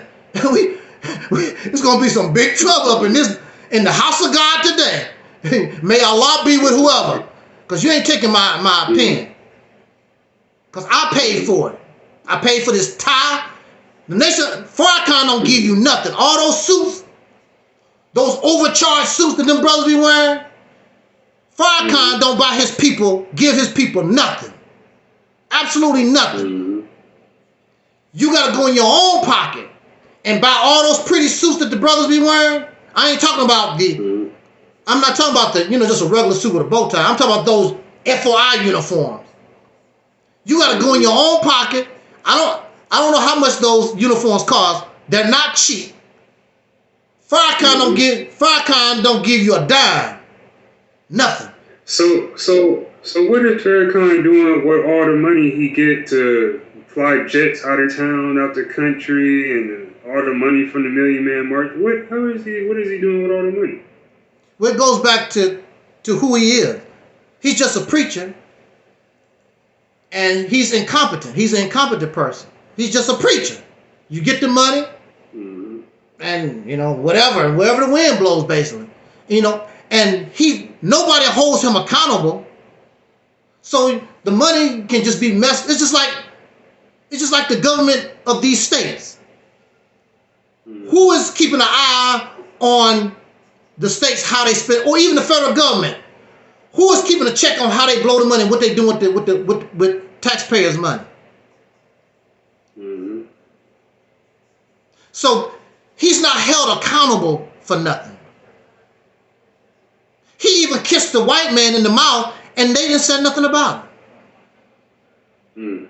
In public, they talk about the minister. Then you're a lie. It's public, right there, live, and he even said it. I kissed the Father Flager, and my brother Father Flager, and he said there's nothing gay about it. Like, what? Nothing gay. Now you know something was wrong, because normally when Farrakhan says something to talk, the audience go Farrakhan. I'm with you, Farrakhan. I just love me some Farrakhan. You what you call yourself, MythDetector? You can kick rock, Farrakhan. I love you, Farrakhan. I love you. And these the men, it ain't the women. These the men. Go ahead, brother. Assalamu alaikum, Allah Akbar, Allah Akbar, Allah Akbar. They be going crazy. But when Minister Farrakhan kissed that Father Flager in the mouth, you can hear the clap. The claps was like, the videos on YouTube, they was like, and then Farrakhan cleaned it up, and I kissed the Father Flager, and there's nothing gay about it. And they was clapping like this. I said, y'all a bunch of. I'm gonna have to look that up. Yeah, y'all a bunch of chumps. Y'all a bunch of chumps. Because I'm gonna tell you outright, if I was still in the nation and saw him do that, I would have went ballistic. I said, wait, what's up with this? What's up with that? You know? And then come to find out, the rumors about Farrakhan was true, that he had been cheating on his wife for years, and he got all these other outside children. That's true. That lecture that he did, what they call it, the Swan Song, whatever, he even admitted. He says, very difficult to have more than one wife, woman. I couldn't go past 3. I thought you didn't have. I thought this man didn't cheat on his wife. We thought, and nobody didn't do nothing. Nobody didn't say nothing about it. He said it out of his own mouth. But the rumor was already out that he was messing on. He was messing on his wife even before he lifted up the nation. He was already out there. There was rumors he messed with Lola Falana. It was rumors that he messed with Stephanie Mills. It's rumors that he messed with that actress Melba Moore, you know, and some others. And some Mexican woman. He got Mexican children. All these rumors was out a long time ago. But he messed around. I guess he getting close to, you know, getting close to the glory. So I guess he decided to go ahead and admit something. He said, you know, it's hard having three wives or whatever you want to call it. You ain't married to no women. You don't have no marriage certificate anymore. They call all these women wives. You don't have no marriage certificate with none of these women. Like Elijah Muhammad, they talk about him and his wives. Elijah Muhammad had only one wife, Sister Clara Muhammad. And the other women, well, actually, some of them was a girl, because we know that one of them actually was a teenager. She was 15 years old, Ola Muhammad. She was 15 years old and had 2 children by Elijah Muhammad. It's estimated that Elijah Muhammad had over 30 children. But they know about 22. But it's estimated that he had over 30. He took advantage of the women that was around, those young women, those secretaries. And see, they saw him as this, you know, I'm getting close to God. Come on in here to God's room, girl. Come on in here. Just come on a little closer. God wants to give you a little something. Come on now. Then later on, oh God, that's probably why he died early. Oh God, from a heart attack, mess with them young chick. But the women went for it because they close to you know, they getting close to God. Just like a lot of people, they get close to Michael Jackson. You know, oh Michael Jackson, oh Michael Jackson. You know, it's no different. Yeah, he had those young girls. I haven't had that experience myself yet. I haven't had that experience. They usually run from me. But he had them young girls brainwashed. Yeah. Like I remember the Million Man March, so I went there. I did too. I guess they're supposed to be addressing all the rumors of Elijah Muhammad having teenage wives. So all his wives got up on stage, and all they said was that we his wives and that we love him. They ain't state their age when they met him and nothing. So I was like, what's the point of that? What y'all get on stage? No, they did. What y'all get on stage for? I was like, what y'all get on stage for? We wanted to know how old y'all were when y'all got with him, not how y'all feel about him. Exactly. All that. And they didn't bring no marriage certificates either, so. No, nothing. None of that. Nothing. And that's just a few. That was just a few of them. That's just a few of the sisters. They didn't get all of them. That was just a few of them, of the women. Oh, yeah. But anyway, no marriage certificates. They didn't prove. He's such a beautiful man, and you know, they just still, even as an older woman, they still happy that, you know, they spread their legs for Elijah Muhammad. You know, this old man, probably old enough to be your grandfather or your great grandfather. You know, that's cult behavior. Yeah, it is. And these women, as old as they are, they still caught up in that. Still caught up. And the thing about it, brother, is the children from these relationships supposed to be special. These children are grown now. What have they done? What do they do special? They ain't done nothing. Matter of fact, if it wasn't for Farrakhan, most of them you wouldn't even know nothing about them at all, period. They ain't done nothing on their own. Farrakhan is the one that introduced some of these children or whatever. They haven't done nothing special. Matter of fact, the people that actually uplifted the Nation of Islam and made the Nation of Islam what it was didn't come from his flesh. Malcolm wasn't his biological son, nor Farrakhan, or Rasul, or none of these other ministers. They wasn't from his biological flesh. His children, actually, they ain't done nothing. None of his seed has done nothing. You know, only one that we really know of that actually participated in trying to do something in that was Wallace. That's it. And that's it.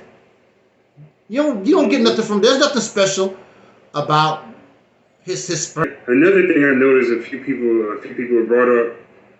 Well, from the exception of Khalid Muhammad, it seemed like all the Nation of Islam leaders really is light-skinned people. They're all over. Farrakhan addressed that one time, and he was telling the people, it's not about the color of the skin. It's about the truth of the word. Well, if that's the case, put some black faces up there with you. Because every time you look at them, it's just a bunch of light-skinned folks.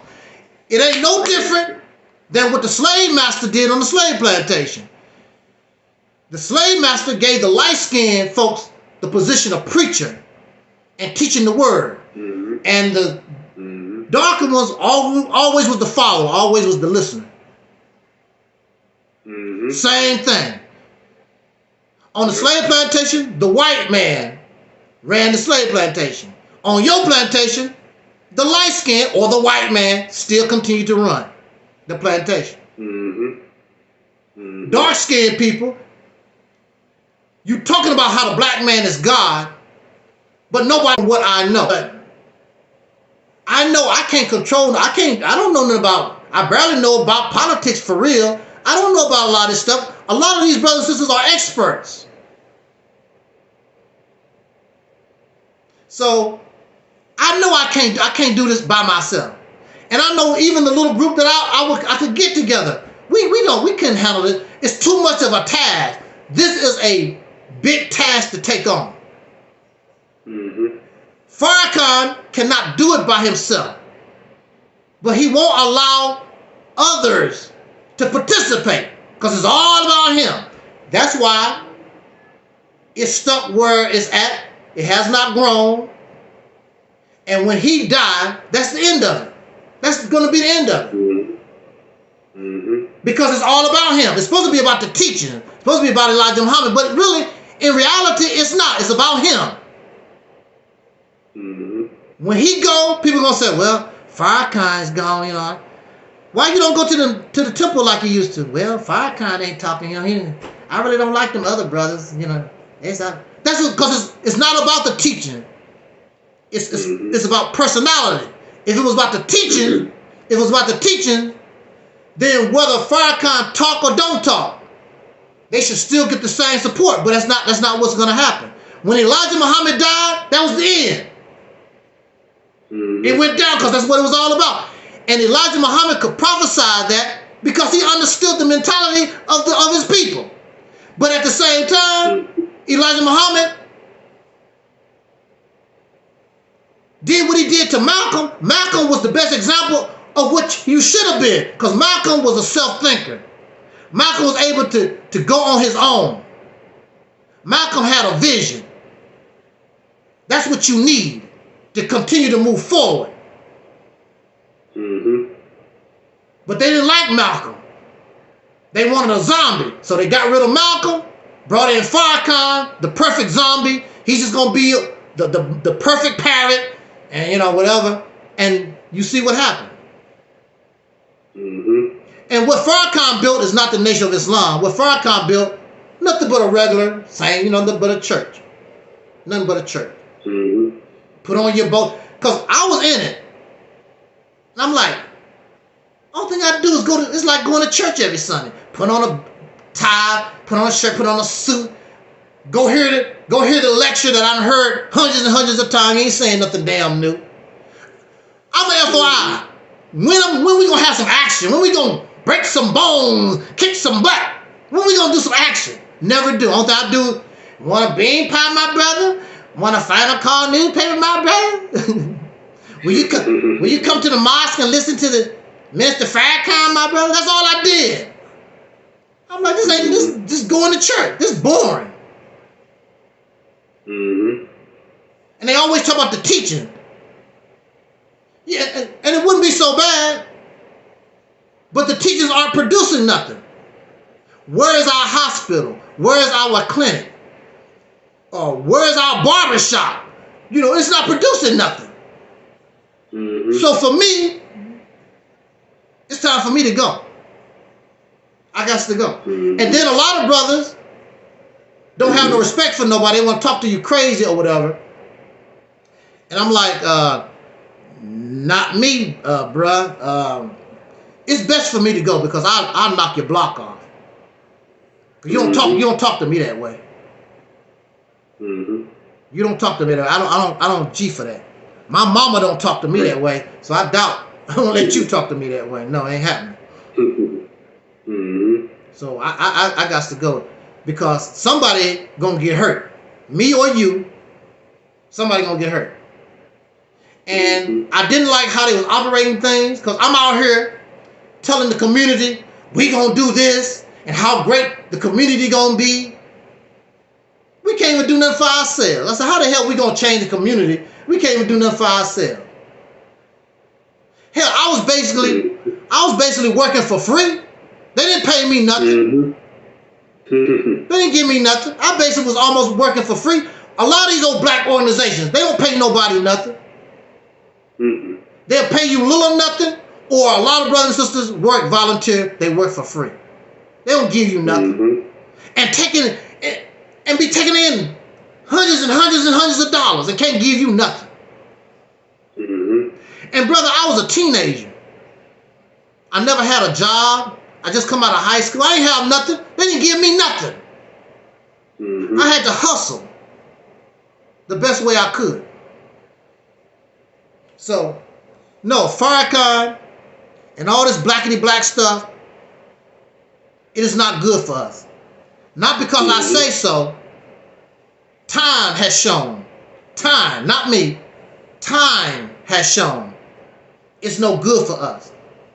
You give credit where it's due, and you praise the success or whatever, but it has not solved the problem, and is nowhere to solving the problem.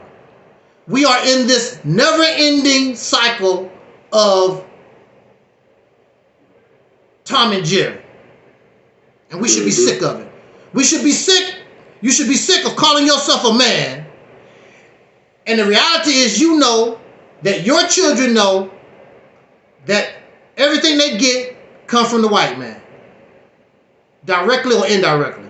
I don't give a damn about your black-owned business. I don't care enough about all this fancy stuff that you're talking about. Go to look in your house. What do you produce? Because in my house, I didn't produce a damn thing. I think I grew a tomato plant last year. I did that. But I didn't produce the cell phone. I didn't produce the computer or the light or the printer or the TV. I didn't produce nothing. How can you call yourself a man and you got a woman and children in your house, and when they walk up and down the house, you didn't build the house, you didn't build the door, you didn't chop down a tree to make the house?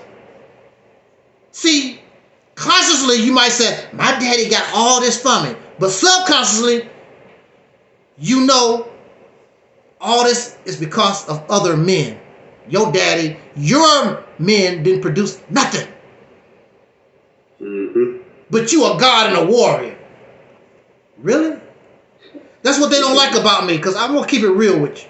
How you gonna call yourself a god and a warrior and you can't grow trees and build a house for yourself? If you took everything away from you that you got from another man, we'd be butt naked. Pure butt naked. We ain't produce nothing. Not even socks. We'd be pure butt naked. We should feel shame being a man, calling ourselves some kind of man and a god, and we can't even produce a pair of socks. And if we do produce a pair of socks, we'll overcharge for them. Well, brother, you know, these hold up. Technical difficulties for real, my yeah. But anyway, but you know, we don't produce anything. So how we gonna call? How can you call yourself a man? That's why I talk about men the way I do, because it's embarrassing. We should feel embarrassed being a man. Again, this is where the Mississippi campaign comes in. If we as men can pull off the Mississippi campaign, take control of a state, and you bring your wife and your children, see that, mama? See that, children? Look what the black man has done. Look what Soul Brothers we've done. See these streets? We control these streets. We maintain these streets. See them farms? Those chickens and those ducks and those cattle? We run this state. And when other people come to the state, they be like, wow, Mississippi is so clean. Everybody's so friendly. It ain't even about you being friendly. See, this is how you have to do it. Just do it. Like if I meet you in the street, hey brother, what's happening, whatever. Don't have to mean it. Just do it. But it becomes real when people just keep doing it over time. And see, children don't know. They just see you doing it. And they do it to each other. How you doing, brother so-and-so? How you doing, sister so-and-so? Children don't know. Now for us, because a lot of us is we wacky, you know, we messed up in the head, we gotta pretend. Hey brother, MythDetector, how you doing, brother? I can't stand that Negro. You know, but you just go through the ritual, through the practice, and pretty soon it'll get real. Especially when you're producing something like MythDetector. Look at our nuclear power plant we just built, bro. I said, man, I know. Told you we could have did it all the time. Yeah. When you produce something. See, when you building something, produce something with your hand, all this debating over religion and all this other garbage that we talk about, that don't mean nothing when you actually are producing things. But we have a lot of time to talk wacky stuff and be negative about everything because you ain't producing nothing. What do they say in Christianity? Idle hands or idle mind is the devil's workshop. Yeah.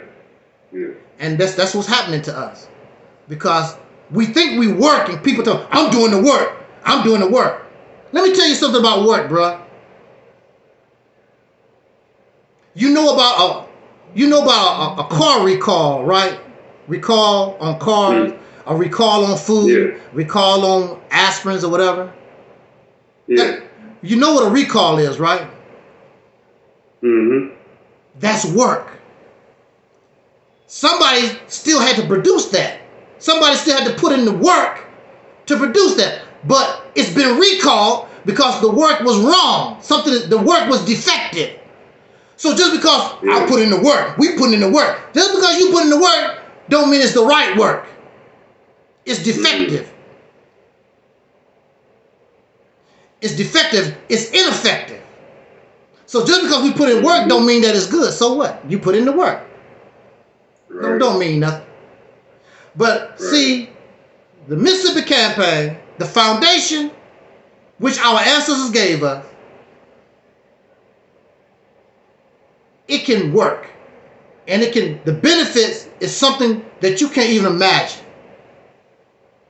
All this little tiddlywink stuff that we talking about, that don't mean nothing compared to what you would get when you take, I mean, can these people, Can you comprehend what a control of a state is? Go to Google and look at how big the state of Mississippi is. And you want to control all of that. All that is what you can control. Has never been done. Has never been done. But freedom is not free. It's going to take a lot of work, real work, take a lot of sacrifice to get that done. Like I said, that's the easy part, actually. The hard part is taking it from a poverty-stricken state to a wealthy, prosperous state and maintain it. Maintain it. That's the difficult part. And you, with the mentality that we have right now, even if you separate into your own neighborhood or a town or whatever, with the mentality that we have, it's not going to work because we have the wrong mentality. Because we don't like each other. We don't like each other. So there's going to be problems. How you going to build a nation and you don't even like nobody? And see, this is the thing about leadership also. Leadership should be about the one that can show they can get the job done, not about who you like. I like him. He wear the kind of shirt that I always like. I like him. But he's incompetent. And he's stealing your money. It should be about who's competent. Just like when they talk about single mothers, two-parent household. I would advise and I suggest, and it's a wonderful thing to have a two-parent household. Mother, children, father, that kind of good stuff. But that's not the criteria. The criteria is who is most competent. Who is most competent? A mother who don't smoke and drink, going to school to get her degree, or a mother and father, two crackheads. But that's a two-parent household. Who's more competent? Who would you want your children to be with? The single mother or these two crackhead parents? But it's a two-parent household. It's about who's competent. It's not about the parent. Female animals, for millions of years, raised male and female with no problem. So how are you going to tell me the black woman, soul sisters, can't raise male and female? You got to have this band around. What do you bring to the table? Now, I can't talk about everybody, but there's nothing magical or special about a penis because you got a penis in the house. That don't mean nothing. So what? You got a penis in the house. There's women, married women, because I know some. There's married women taking care of their husbands. Their husbands is playing video games all day. She go to work and she come home and clean and do all that stuff too. But he's a husband and that's a two-parent household. He don't even want to babysit his own children. Can't you get a babysitter for these? You know, I got things. I know, and I've known men like that. But that's a two-parent household. It's about who's competent, not about. Right. It's not about male or female, single mothers. There's a lot of men, and this is another thing people don't take in consideration. Some of us, even though there was a husband and a wife in the house, some of us raised ourselves to the best of our ability. Because I know that's what happened to me. I didn't have my mother was there all the time, and my father was there, but basically I raised myself. I had to learn everything the hard way, trial and error on my own. There was no parents telling me the birds and the bees and all that stuff. I had to learn all that stuff on my own. And I figured it all out. In fact, I'm glad I did. I'm glad I was able to just figure everything out on my own. I figured out myself. And I wasn't a stupid child anyway. I wasn't a silly child. But all of us everybody's not like me.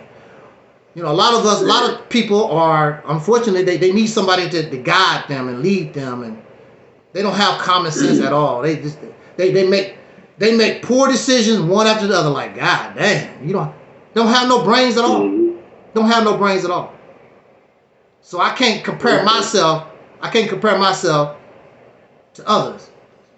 But I do know that the Mississippi campaign is the best option that we have, most realistic option that we have. If you can't do that, you were done, because we're already behind the 8 ball. It just gets worse. We need something that can give us push us up in line quick. And we're not doing that because we're too far behind. If we wasn't so far behind, these things that people are doing, that's fine. But we're too far behind. We need something that can, give us that push, that energy, that boost. If you don't do it big, you might as well not do it at all. These little tiny projects that we do or whatever, it might make you feel good and whatever, but the reality is, it might do something for your own personal family pockets, but us as a people, it do nothing for us as a class of people. Okay, so this could you explain the term soul power, like what that is, where it comes from, and how that's a better name or label as opposed to Black American, African American, or any other foreign identity, whatever? I choose soul power because at one time it was used by us. Probably from the late 1950s, late 1950s to until it came to an end somewhere in the 1990s.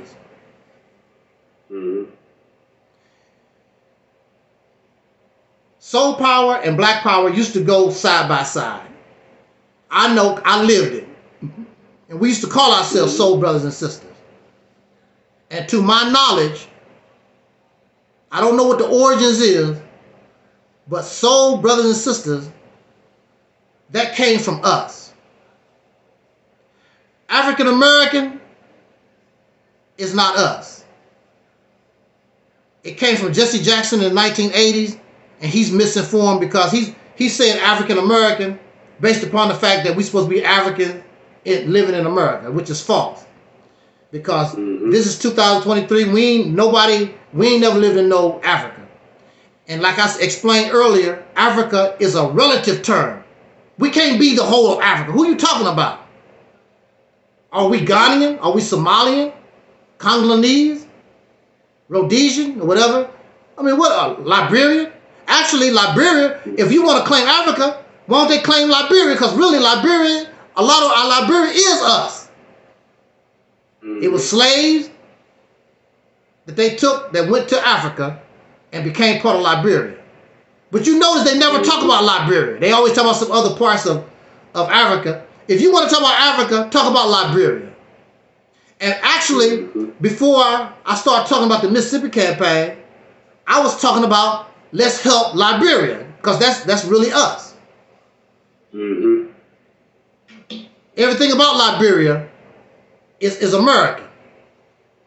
That's us. But they never talk about Liberia. Oh, that's the white man did that. The white man took control of all of Africa, so what? Where you gonna go in Africa where the white man ain't been? They said the Europeans took over all of Africa except Ethiopia. And even though they didn't conquer Ethiopia, it's still influenced by Europeans. So you can't dodge that bullet. But Negro came from, of course, the slave master. Even black came from the slave master. Because black, Negro, colored, even African, all those are European classifications. If you go look up, do Africans accept black as a classification? Google would tell you most Africans view black as an insult to them. They don't get with black. They're not black. They are their nation or their tribe. They don't deal with that racial classification stuff. They don't do. Mm-hmm. Racial classification came from Europeans in the late 1700s. So black, African, all that stuff came from your oppressor. Now you take the label and you try to make it positive for yourself, but it didn't come from you. That's why you can't explain it. Ask them, what is black? Well, they can't really explain it. They can't explain it because it didn't come from you to begin with. It came from your oppressor. That's why you can't explain it. What is African? You really can't explain what African is because those people don't use the term. Mm-hmm. So I could have sat around and researched and came up with something different, but out of respect and honor of my ancestors, I said, what's wrong with soul, brothers and sisters? What's wrong with the people of soul?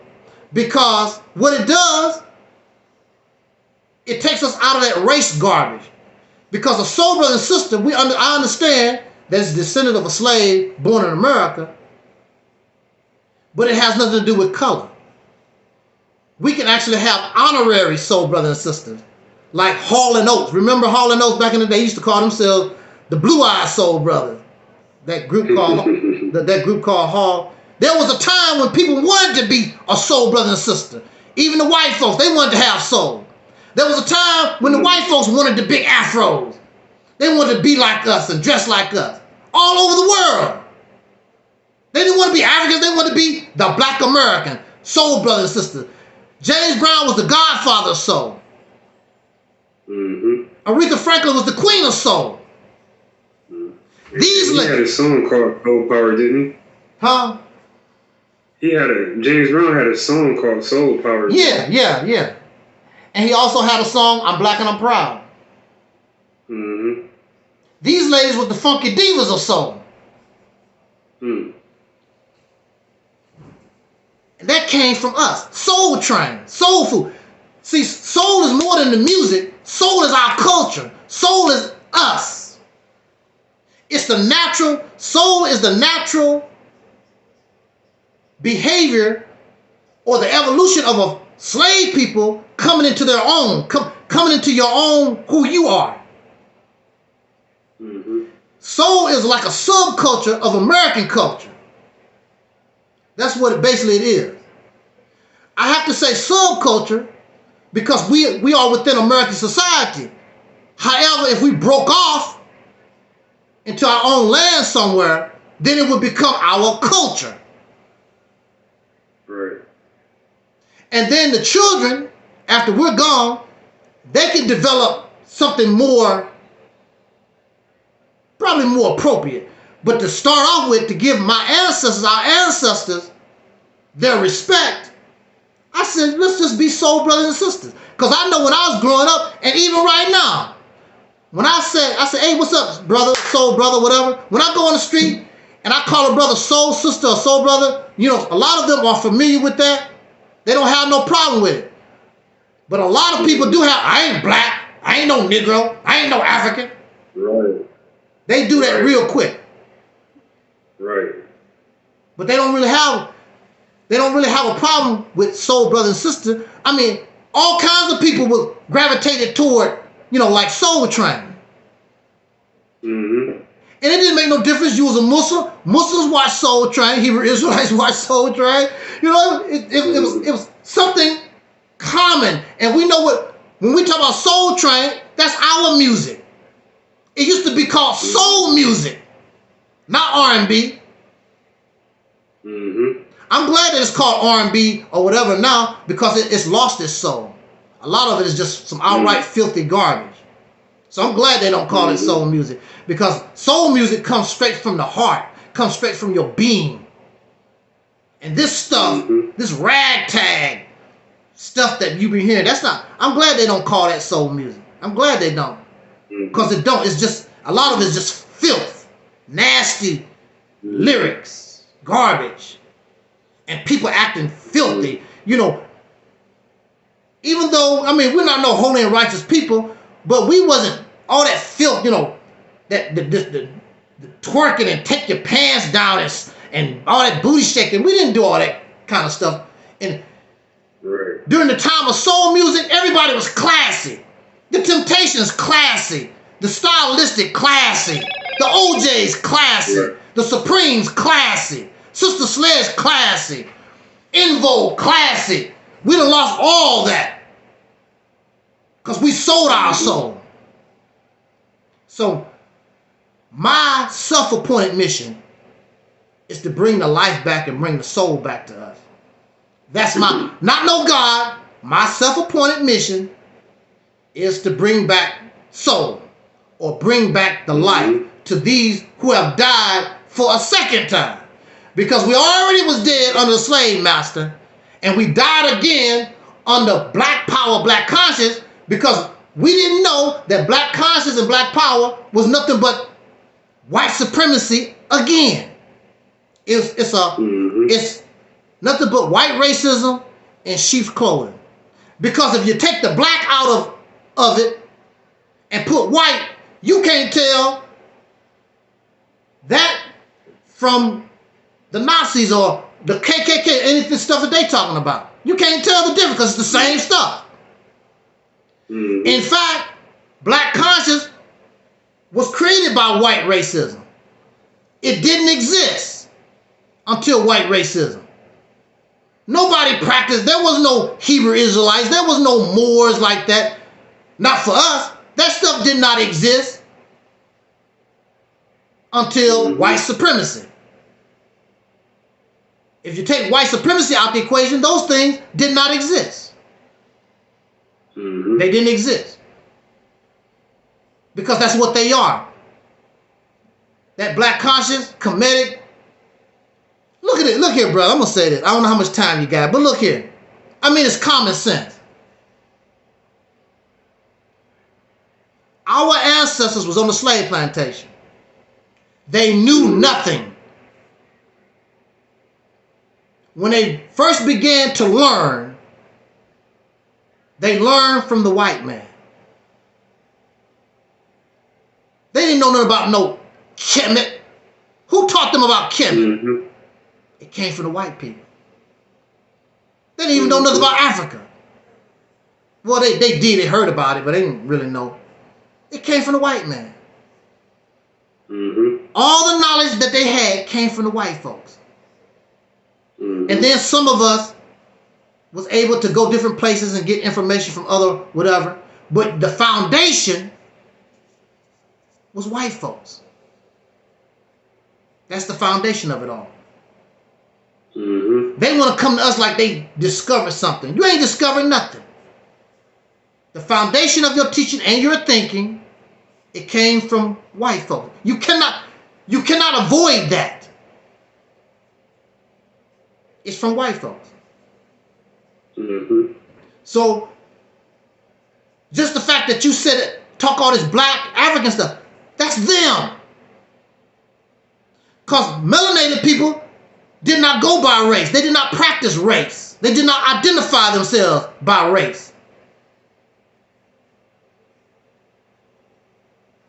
That's white folks stuff. They started that. Racial classification. Well, you see, Kemet mean land of the blacks. That's what they tell me.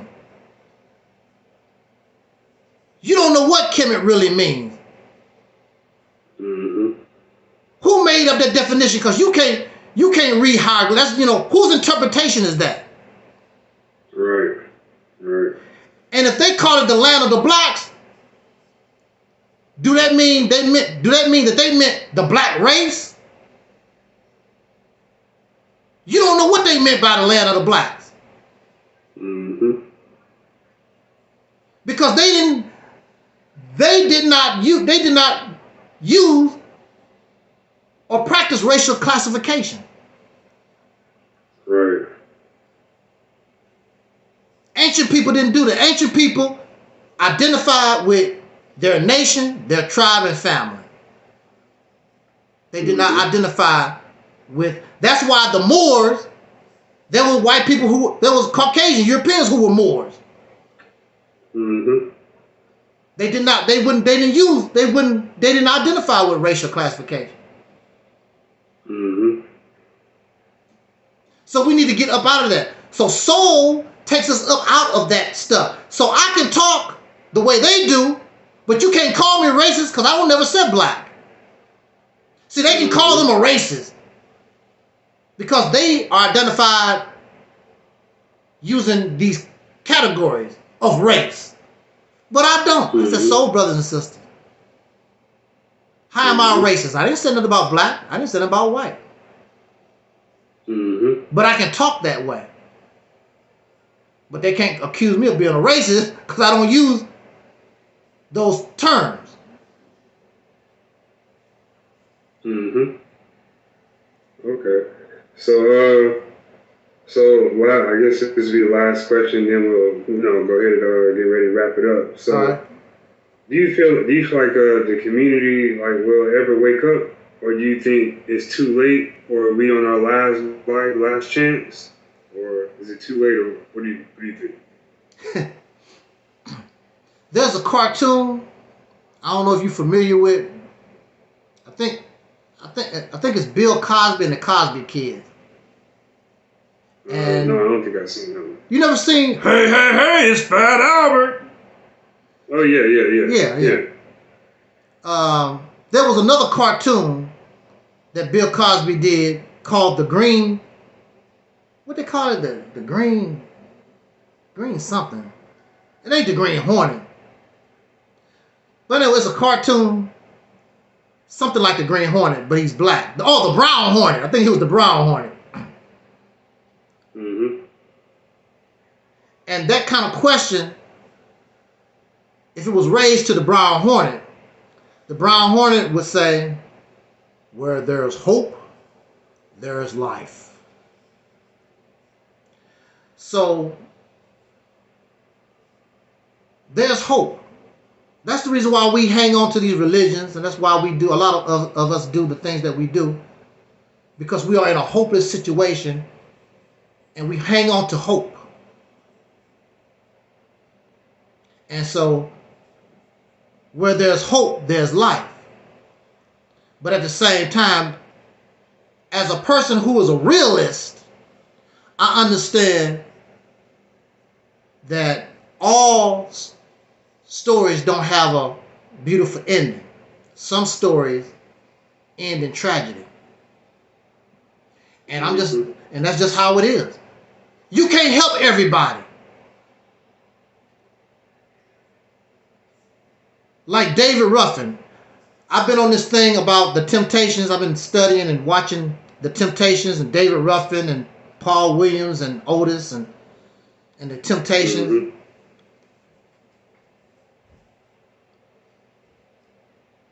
David Ruffin was going to die the way he did. There's nothing that you could do could save him. There's nothing that you could do. But then there are people, if you help them, they will help themselves. You can't help nobody if they don't want to help themselves. David Ruffin didn't want no help. He was comfortable, he was happy doing what he was doing until it killed him. So, but there was people, but you can only help a person if they want to help themselves. And so there's only one consequence. There's only one result. When you look at us, I really don't know. But if we stay on the path that we're on, I know we're done. There are, because I'm pretty sure you heard of it, I think it's Texas. It's states already wanting to write us out of their history books. Yep, they're bringing in a lot of immigrants to replace the black vote, to where we're not even going to be remembered or even relevant anymore. Exactly. So the process is starting already. Something called an African American won't exist after a while. It's not gonna exist. Because we don't really see no value in ourselves like that. We're not protecting ourselves like that. You know, I don't care who you marry, but I cannot,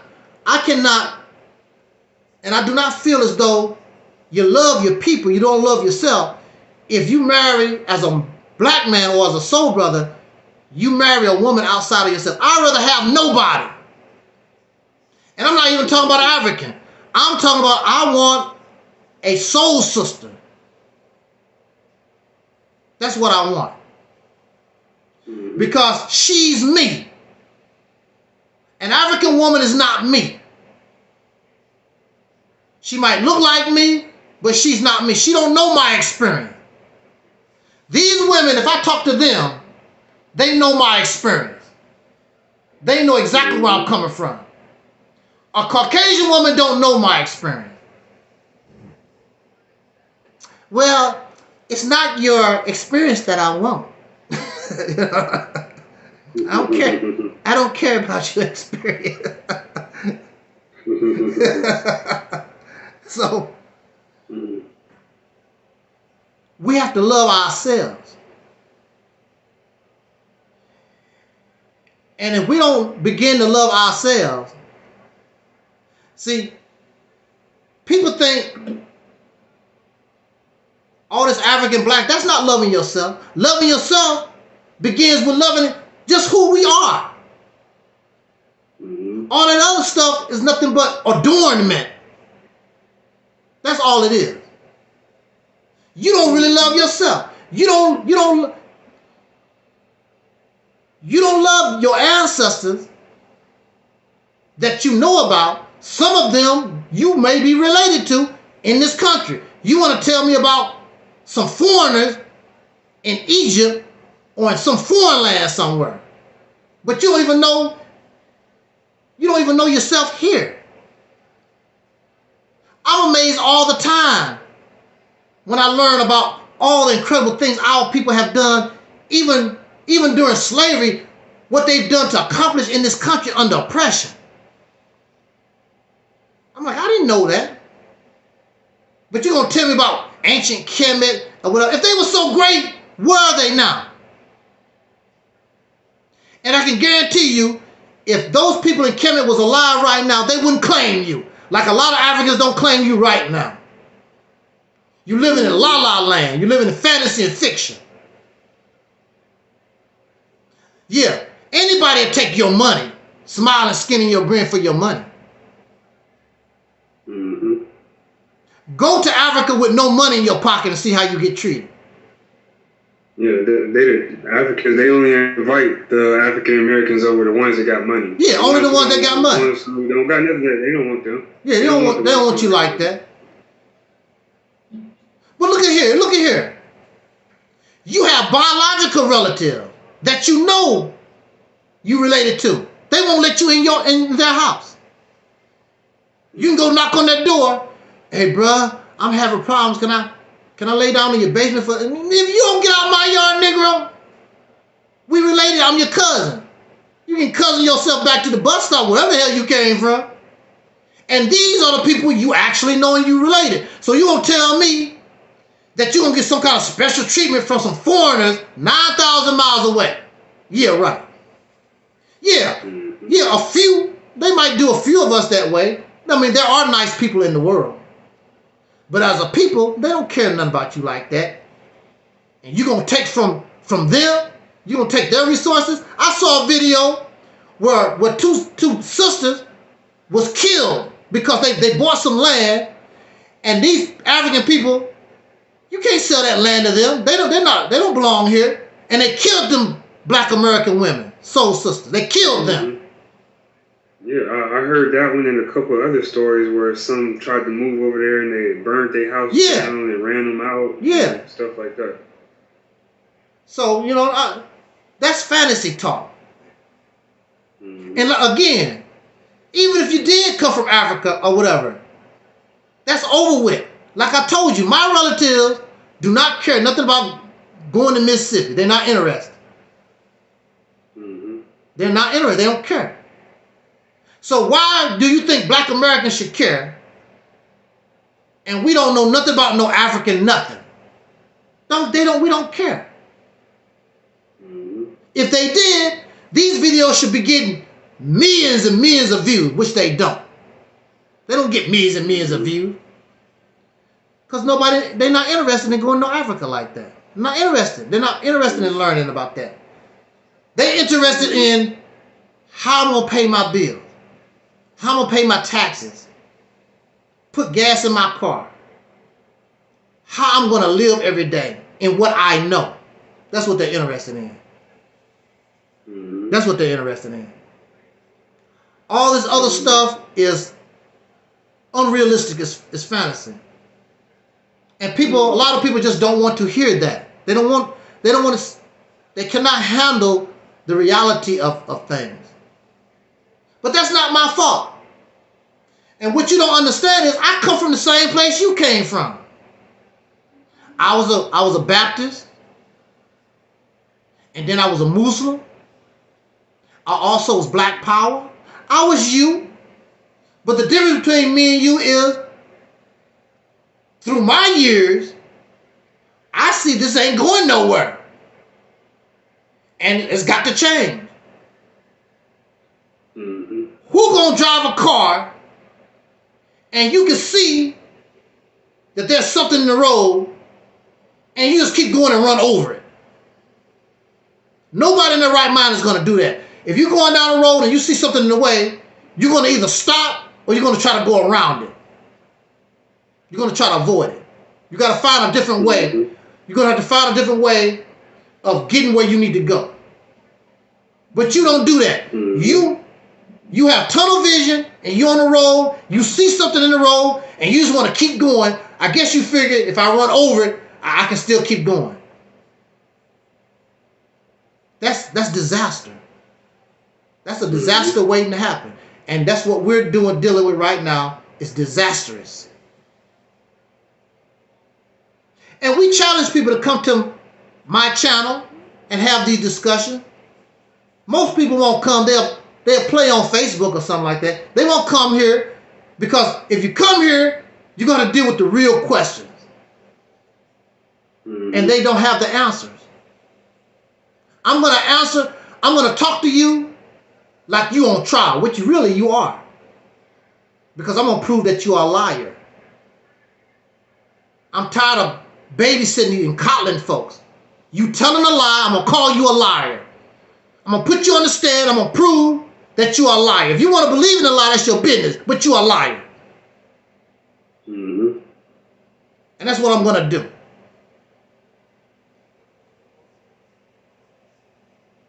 Your lie, you can believe in anything that you want to. But when your belief is interfering with the progress of a people, there's a problem. When you let your belief interfere what's in the best interest of the whole.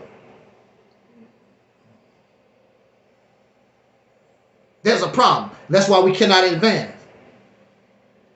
In order to advance, we have to learn how to compromise and work with each other. Even if you don't have to like nobody. These folks always, it's all about liking somebody. You don't have to like nobody. We go to work with folks every day we don't like. Oh man, I got to work with Johnny today. God damn. He gonna be right next to me on the line. Damn. But when it's all said and done, the cars keep coming off the assembly line. That's all that's required. Nobody don't have to like nobody.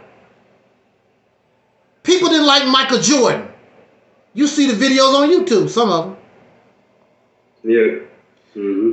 These guys were talking, I don't like Michael Jordan, but he got me my ring.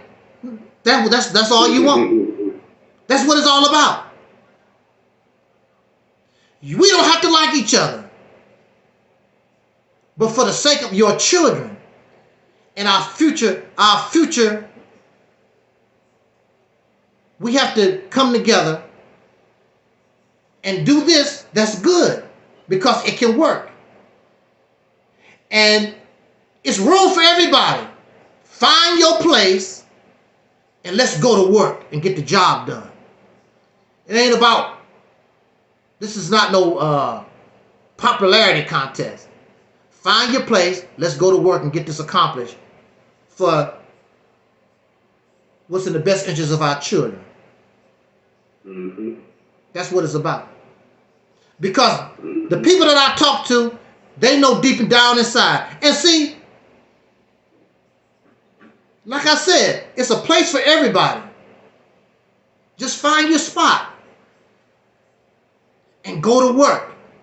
And see, as you do the work, and as we become successful, and you can see the vision becoming real, all these hateful things, and I don't like Angel Snuffing Up 7, he said this, and all that start fading away because you got all this real stuff that's tangible. Mm-hmm. So you don't have time to talk about, I don't like so-and-so. Man, we building a nuclear plant. And that nuclear plant is bringing electricity to our houses. Like God, we could have. MythDetector, we could have done this a long time ago, bro. Mm-hmm. Look at our highways. Our highways is the best highways in the country. They said, how are they doing that? You go to any of our neighborhoods. Look at the grass. Look at the streets. Look at our sidewalks. Look at our children act. It's about creating a brand new people. But see, if you want to continue with this mindset, you don't deserve it. That's why you're not going to get it. When you come into the right mindset, all this heaven you're going to get. And even the scripture said, the kingdom of heaven is in you. It's in you. But you have to become heavenly. But you're not heavenly. You're evilly. You don't have the right mindset. So you don't deserve heaven. You deserve exactly where you at. You're getting exactly what you deserve. But when you come into your right state of mind, then you will get the heaven that you deserve. And stop being so damn selfish, because a lot of things is just not meant for us. It's meant for our children. It's meant for the future. Mm-hmm. Everybody that died in the Revolutionary War, they didn't get to see America. Even George Washington didn't get to see America as strong and powerful as it is today.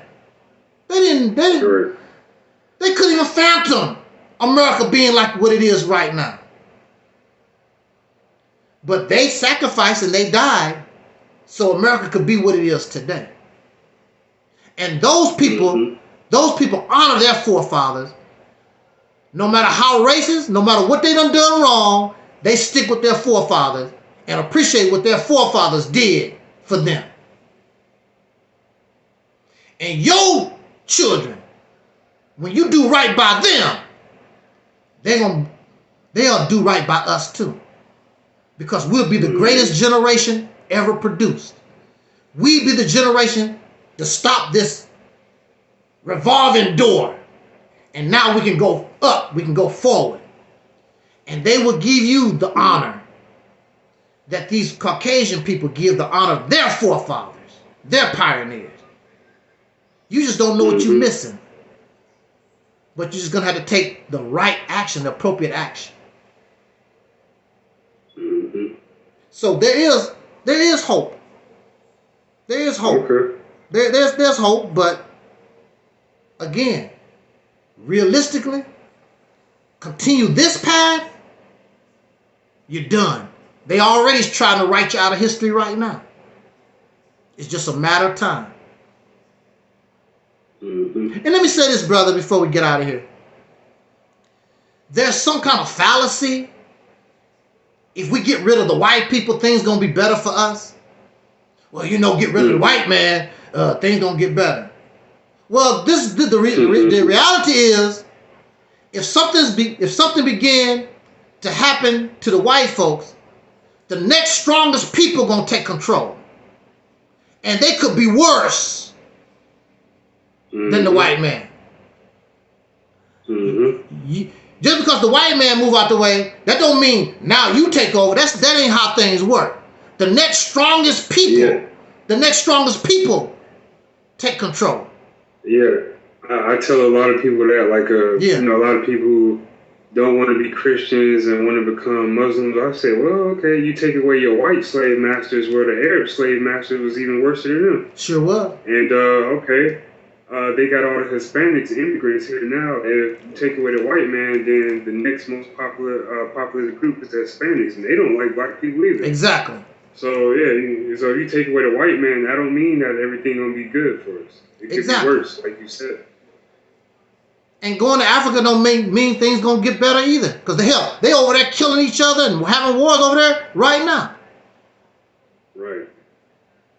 I don't know. They have this fantasy world, go to Africa, everything gonna be a paradise. That's not realistic. Get rid of the white man. During the summer, we had that heat thing during the summer. It was hot, during the summer. Yeah. And I saw a lot of these black people talk about, oh, them white folks is burning up. They're gonna kill all the white people because they can't handle the sun, and kill all the white people, which is true. Caucasian people, lighter skinned people, are more prone to skin cancer and all like that because of the sun. Mm-hmm. But the sun will burn your happy ass up too. Let's keep it real. And during the heat, during that heat, that time of the heat, during the summer, this summer, I didn't see none of them pro-blacks talking about I'm in the sun getting my vitamin D. Your happy ass was in the house under central air. Why don't they stop that crap? Yeah, I used to think that crazy shit too. Sometimes they say, sometimes they used to say like, oh, black people can't get sunburned. I used to believe that. Yeah, right. Until I went out the country one time to South America to a beach, and I got sunburned so damn bad. I said, y'all a damn lie for saying that shit, because I sure got sunburned. Yeah, there's no life on this planet that can handle direct sunlight except plants. Plants don't have a choice. They can't move. But most animals get the hell out of Dodge because the sun will cook you. They can't help it. You see even animals and dogs and stuff, they don't sit in the sun. They look for shade. Yeah, they look for shade. They go sit in the shade. They're not that dumb. It burn you up. Mm-hmm. And another thing, the white man can't handle the sun, but apparently he was able to handle the sun enough to go to Africa and kick you in your ass. and took over the whole continent in the sun. Yeah. Explain that one. And they still live out in the deserts. There's white people in America that built houses out there in the desert, in the sun. Mm-hmm. Yep. Just talking crazy, just dumb stuff. I don't know. It's not realistic. I'm like, okay, if the sun bothered white folks that bad, how could they take over a whole continent in the sun, in the jungles, and white folks still go white folks still go to places where a lot of black people won't even go, especially when it's cold. Black folks don't be messing around in the cold. I'm going to Antarctica. Negro black folks be like, I'll see you later. I ain't going to Antarctica.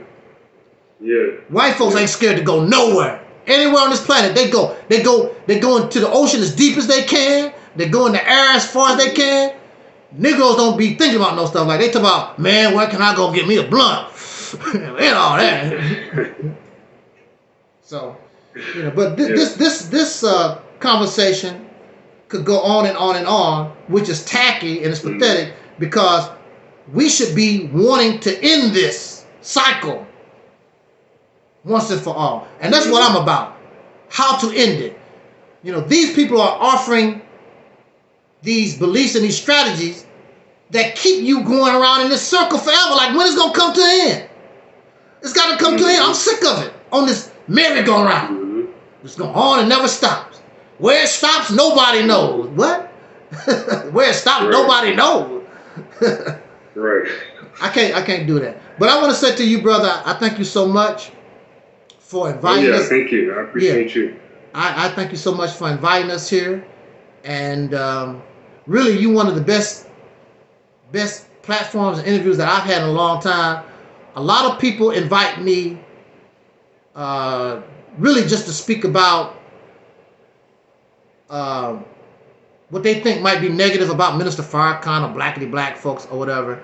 They don't want to really hear Mm-hmm. about like the Mississippi campaign and Mm-hmm. concentrate on what we need to do to stop this evolving door. We need to stop that. We need to bring this. Right. We need to stop this and bring a solution once and for all. We need to stop this revolving door. It's Mm-hmm. got to come to an end. Mm-hmm. So I want to send a shout out Mm-hmm. to those in the chat room. We are simulcasting on my channel, Angel Snub Nub Mm-hmm. 7, and brother, put the link to your channel in the chat room so they can. Well, Okay. they hear, but you Okay. know, put it if you can. Put the link in there. Okay. And also, I put your ad in the description of the video, so Okay. people on my page, if they see it, they'll know what to type in to find your channel. Now hold on. Now you got two channels, don't you? Yeah, You got two. I use Angel Snub Nub 7. Yeah, that's the one I put. Yeah, and I also use Reality's Temple on Earth Internet Ministry. Okay. You found me on Facebook though, didn't you? No, that Oh, was you did? on YouTube. But then I just after watching the YouTube video, I typed in your name on Facebook to see if you had a Facebook. To Oh, see if you okay. had a Facebook page. But I know I originally found you on YouTube. Oh, okay. All right. Okay, but yeah, so I put Angel Snub Note. So if they type in Angel Snub Note 7, they can find both your YouTube pages, right? Yeah, yeah. Okay, yeah. So yeah, I got that in the description of the video for anybody that more interested in you. So what was it? Just type in. I mean, what was it about what I was talking about that made you want to reach out to us? Well, basically, I mean, it ain't a whole lot of people that think like me. A lot Yeah. of people are sheeps. They into some type of pro-black ideology like Pan-Africanism or Mm-hmm. Hebrew Israelite or Hotep or I'm African or Native American Indians. I don't believe in none of that. Yeah. And I don't believe in none of that. I used it was a time when I used to, but I came out of that like Mm-hmm. childlike mind state. And I know you talk about that too, because you Yeah. used to be in the Nation of Islam. You know how it's like a child mind like state that you have to advance from. Once you mature, you get older, you realize that that stuff it's a childlike ideology. Mm-hmm. So I heard you talking about those things and basically just everything we talked about, Yes. which is basically the same things I talk about. So Yes. if I find another person who I feel like agree with the same points, yeah, I'll reach out. I don't have no problem reaching out at all. Yes, sir. Appreciate it. You're always welcome to come and kick it up with us on our channel too. Angel Snub Nub 7. Mm-hmm. I mean, you got my email or whatever. I can send you when we get ready to go live or whatever. I can send you the StreamYard link, and you can join the conversation. Yeah, I'll just let you know. Now, usually when I be listening to you, listening to videos, I'll be at work because I'm only really off on weekends. Okay. But yeah, you can do that. All right. Yes, sir. No, I'll definitely stay in touch with you. Before we get out of here too, I also want to invite everybody to our main lecture of the year, our equivalent to Savior's Day. Nation of Islam has Savior's Day. We have Soul Liberation Day, and Soul Liberation Day is simply a day that we dedicate to us, you as the individual, and how we overcome obstacles in our life. That's what that day is for. To celebrate you. It's not to celebrate some divine person, some special person, some famous person. No, it's to celebrate you and your struggle and how you overcome things in your life.